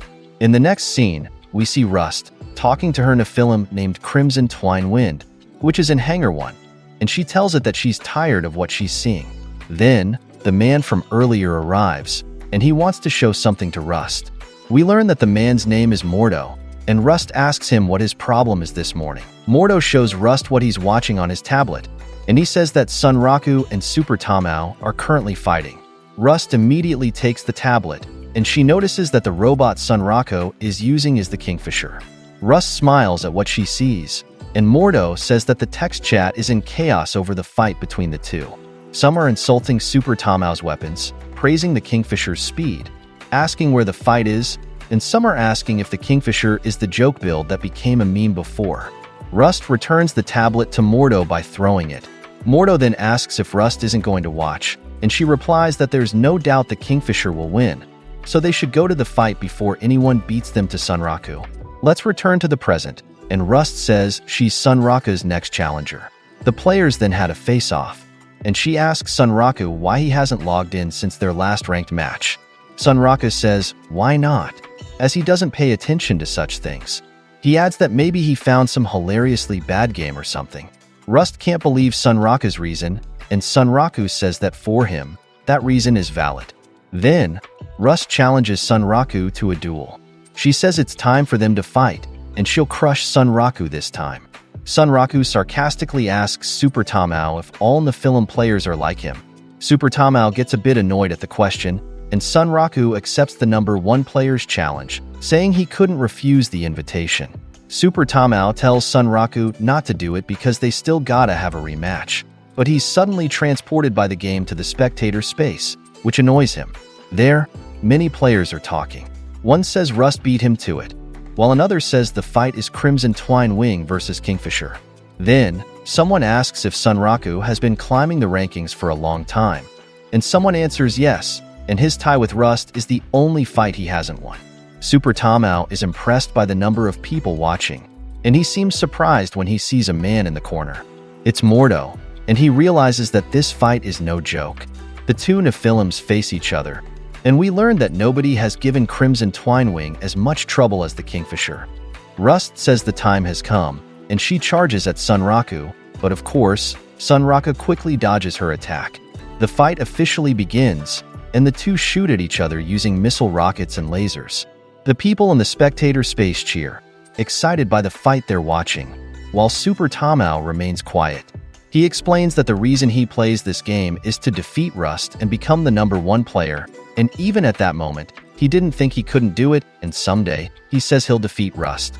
He adds that even though he doesn't want to say it, Sunraku is the closest to Rust at that time, and he cheers for Sunraku, telling him to defeat Rust. However, the Kingfisher suddenly shatters into pieces and explodes due to Crimson Twinewing's actions, shocking Super Tamao and the other spectators. Rust's Crimson Twinewing wins the fight, and Sunraku says he was too focused on offense. Besides that, Rust's movements were too unpredictable, so he wonders if she's a superb ball. Then, Rust calls out to Sunraku, angry that he couldn't even dodge that kind of attack, so she tells him to get serious for her. Sunraku tells Rust not to be stupid, as this is his first Nephilim game in 3 months. How could he adapt so quickly against someone who moves so fast? Besides, he says he needs to rethink his custom job. There are new robot parts, and he's sure he's been left behind by the meta. While Sunraku is saying this, Rust is very irritated and challenges Sunraku to fight again, saying Sunraku can use her to get up to speed in the game. But Sunraku doesn't want to agree to just be beaten mercilessly by Rust. As the two are talking, Super Tamao and Mordo approach them, with Mordo trying to stop Rust. Rust asks what's wrong, but Mordo tries to calm her down because everyone is watching. Rust looks at the people and sees them staring at her. They're surprised that Rust is raising her voice because it's rare. Rust suddenly seems embarrassed, and Mordo apologizes to Sunraku on Rust's behalf, saying she just got carried away and is very happy that Sunraku is back. Rust kicks Mordo while telling him to be quiet, and Sunraku says he'll finish his Nephilim that day. Then, He invites Rust for a rematch the next day, and Rust agrees, but says that if Sunraka's performance is that bad again, she'll make him pay. Rust and Mordo leave, and Sunraka wonders what Rust means by making him pay. Nevertheless, he says that Rust has the same craft she had 3 months ago, so he asks if she's using the same setup, and Super Tamao replies that Sunraka doesn't really know Rust. He explains that until someone defeats Rust, she won't change her setup. It's one of Rust's weird policies. Because of what Super Tamao said, Sunraku asks if no one has defeated Rust yet, and Super Tamao says no. Many have challenged Rust, but no one wins, and it pisses him off. Sunraku says that's impressive, and because of that, he'll play Nephilim until he can make Rust rehaul her Crimson Twinewing. Super Tamao says that if Sunraku agrees to fight him again, he'll happily show him the key to Rust's strength. In the next scene, the story of the Nephilim is narrated to us. One day, the first giant fell into the world and went on a rampage, destroying the capital and spreading its breath across the land, before finally exploding and dying. Because of that, it seemed the danger had passed, but it was just the beginning. Giants started arriving in every corner of the world, and half of civilization was destroyed in the process. The people were cornered, so they discovered a technology, the fusion of giants with humans. That's where the first Nephilim War began, between human-driven giants and their berserk brethren. 200 years passed, but the story suddenly ends there, as we see that Sunraka was watching this because he skipped the intro. Super Tamao asked Sunraka what he was doing, saying they needed to create a Nephilim that could defeat Rust. He added that he had found that Nephilim, and it was the last of the 3. We were shown the Nephilim Super Tamao was referring to, and Sunraku said he hadn't seen that type before. Sunraku asked if that was the new base body added in the last update, and Super Tamao answered yes, but it had many control kinks, so its faults were obvious, and almost no one was using it. Super Tamao asked if that was what Sunraka would customize, and he replied that if he challenged Rust to a speed battle, he wouldn't stand a chance. He added that the rare use of that base by players was an advantage, because it meant no one had explored it yet. Then, it was explained to us how to create a new Nephilim, which is a 3-step process. The first is capturing a wild Nephilim. Most Nephilims that fell from the sky were open eye types. They were called like that for their big open eyes. When they see a player, they treat them as an enemy and attack. That's what happened. So they attacked Sunraka's Kingfisher, but he easily killed them. It was also said that on rare occasions, closed-eye Nephilim can be found, with much smaller, slit-like eyes. That type can be taken over by players and used as their own Nephilim. While this was being explained, Sunraku was fighting a closed-eye Nephilim, overwhelming it until it submitted. Then, he kept hitting it until he captured it. He told this to Super Tamao, who praised his skills, and they went to another place. The second step is dressing the naked Nephilim, or in other words, customizing it with weapons and armor. It was explained that armor and weapon parts can be obtained from certain facilities, black markets, and player-run auctions. While Sunraku and Super Tamao were looking for parts, some people recognized Sunraku and asked if he was making a new Nephilim. Sunraku answered yes, and one player said he wanted to see it, but they would find out tomorrow. Another added that Sunraku needed to defeat Rust for them, and they were counting on him. One said he thought Super Tamao had no chance, but before he could finish, Super Tamao said that player couldn't defeat him. Then, the two said goodbye, and Super Tamao called them cocky bastards in his mind. Sunraku asked Super Tamao if Rust was that hated, but Super Tamao seemed surprised and said it wasn't like that. In fact, many respect Rust as a player, and that's why they want someone to defeat her. As he said before, Rust won't change her unit until someone defeats her, and that's what everyone wants to see. He also said people want to know if Rust pilots any other robot besides Crimson Twinewing, and Sunraku understood that, asking if that was the reason Super Tamao was helping him. Super Tamao didn't hear that clearly, so he asked Sunraka what he said, but Sunraka was already walking away, saying never mind.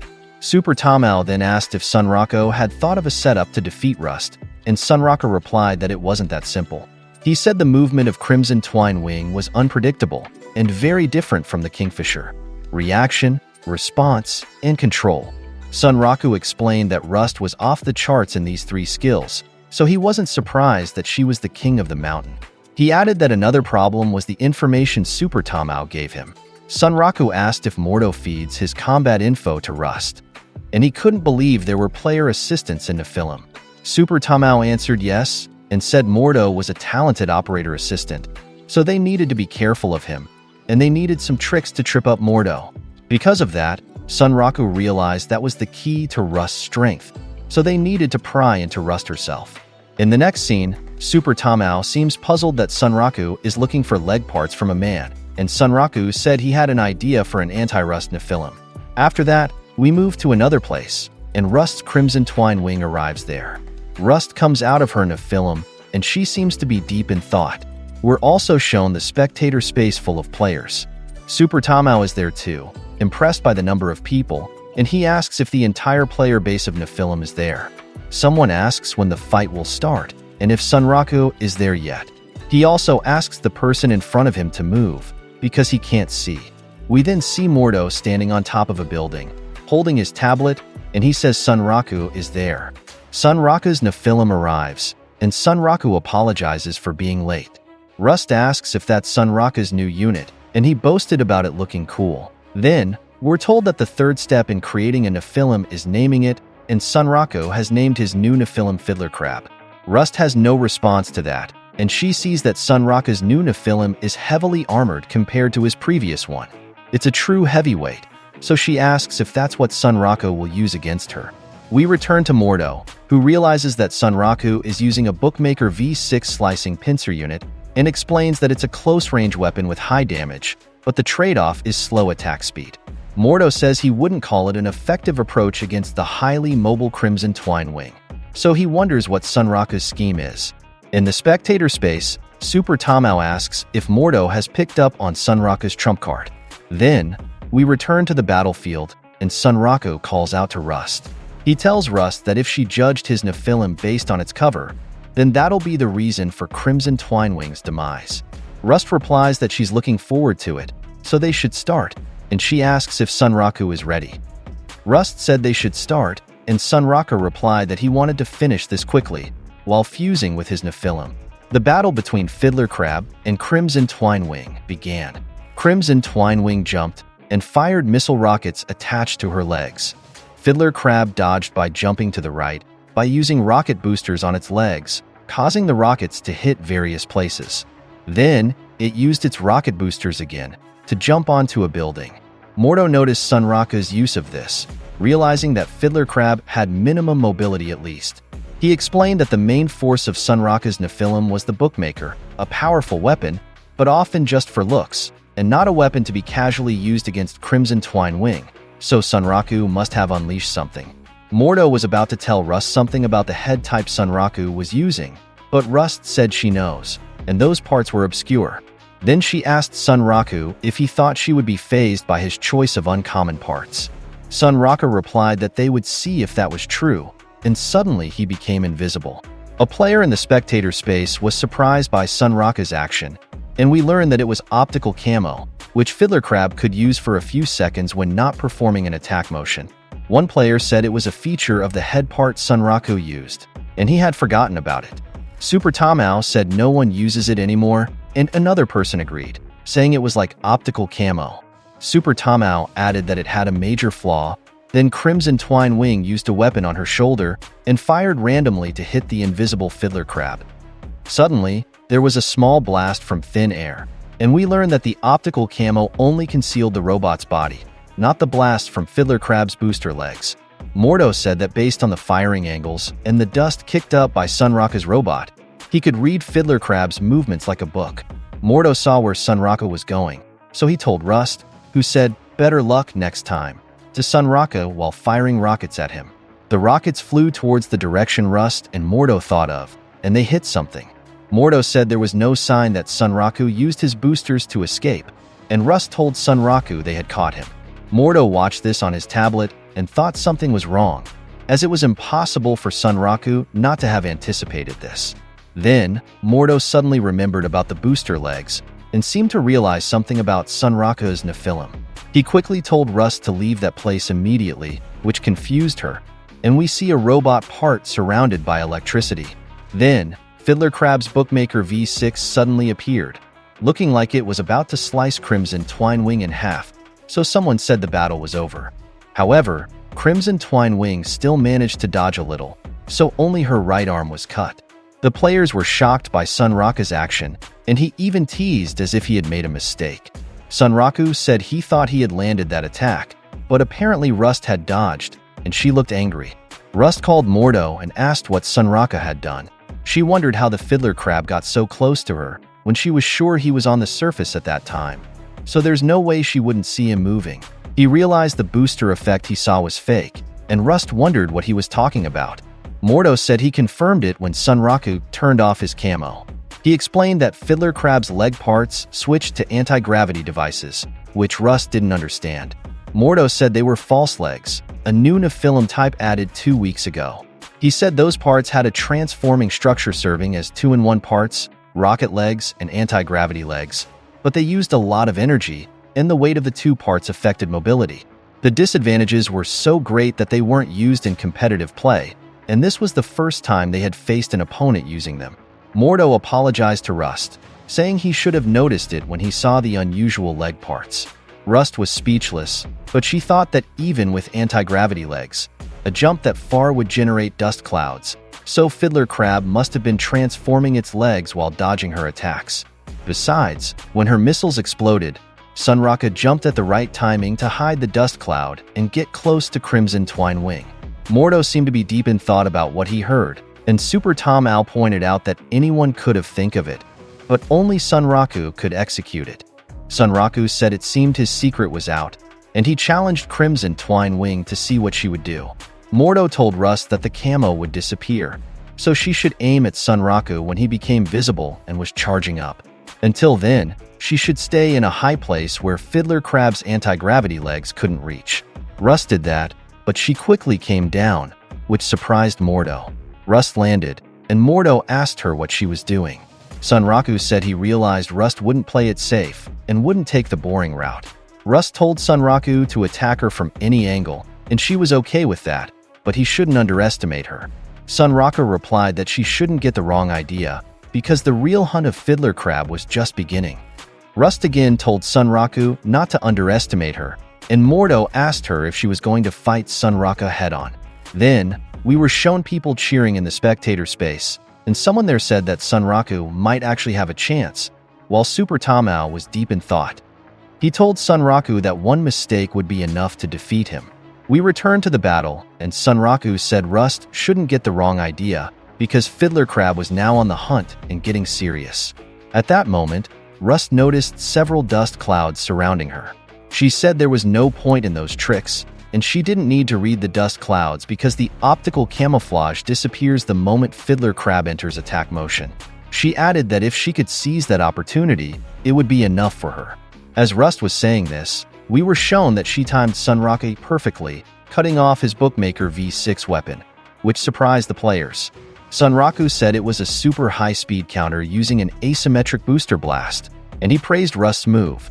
However, for him, the mission was accomplished, and it was shown that Crimson Twinewing had taken a lot of damage from Fiddler Crab. Sunraku added that it was time to reveal his ace, a capture net in his left hand, which Mordo noticed. He explained to Rust that Sunraku could fire a galvanized wire net capable of pinning Rust down for a few seconds. He added that Sunraku thought the damage to Rust's left shoulder would be enough to use the capture net on her. Sunraku fired at Rust using the wire net, and Rust said that if this was Sunraku's ace, he really didn't know her. As Rust was saying this, we see that she avoided Sunraku's ace, amazing the spectators, while Super Tamao worried for Sunraku, saying that Fiddler Crab's ace was a one-and-done kind of deal. We go back to the past, and Sunraku told Super Tamao that if he couldn't hit Rust with the capture net, he'd be in trouble. It was explained to us that the problem with fighting Rust was her high-speed mobility, as it was too off-balance and unpredictable. Only Rust could do that, due to the trajectory-changing boosters strapped to her shoulders. Sunraku realized that if he could destroy those, all that would be left was the main booster, which could only handle straight angles. In other words, he could lead Rust to dodge in the direction he wanted. That's exactly what happened, which is why Rust was surprised that Sunraku had gotten ahead of her. Sunraku said he knew he called his robot Fiddler Crab, but he had more than one pincer. He brought out a rear-mounted remodeler circular saw, which he called the pizza cutter wing, and attacked Rust. Of course, Rust wouldn't give up, so she attacked with her blade, resulting in a huge explosion. Sunraku's pizza cutter wing shredded Rust, while Rust's blade pierced Sunraku. Sunraku said it was obvious who had the advantage in a double KO between heavy gear and light gear, and Rust seemed annoyed.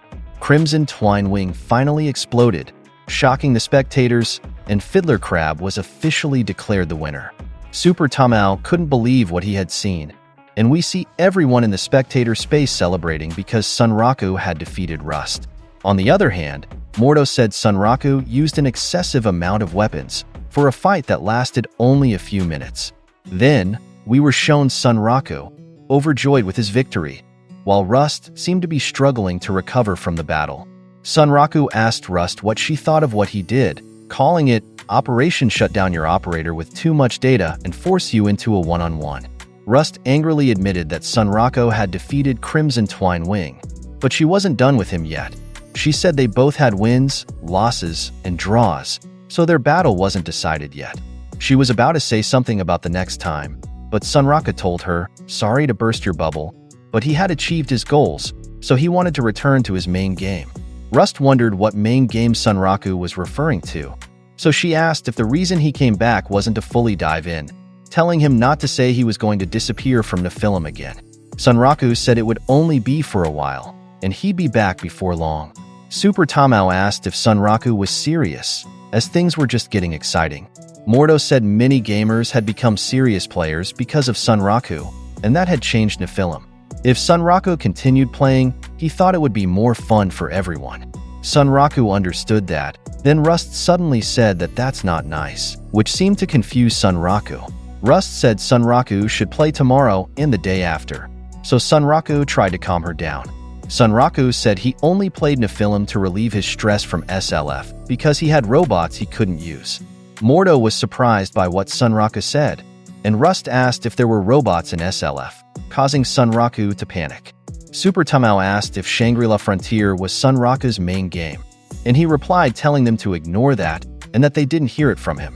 Rust said she used to play Shangri-La, but she never found robots controllable by players, but apparently there were such things. Then, Rust invited Sunraku to make a deal. If he gave her a clue about the robots, she would teach him how to access a unique scenario that leads to the unique monster, Katarnate of the Abyss.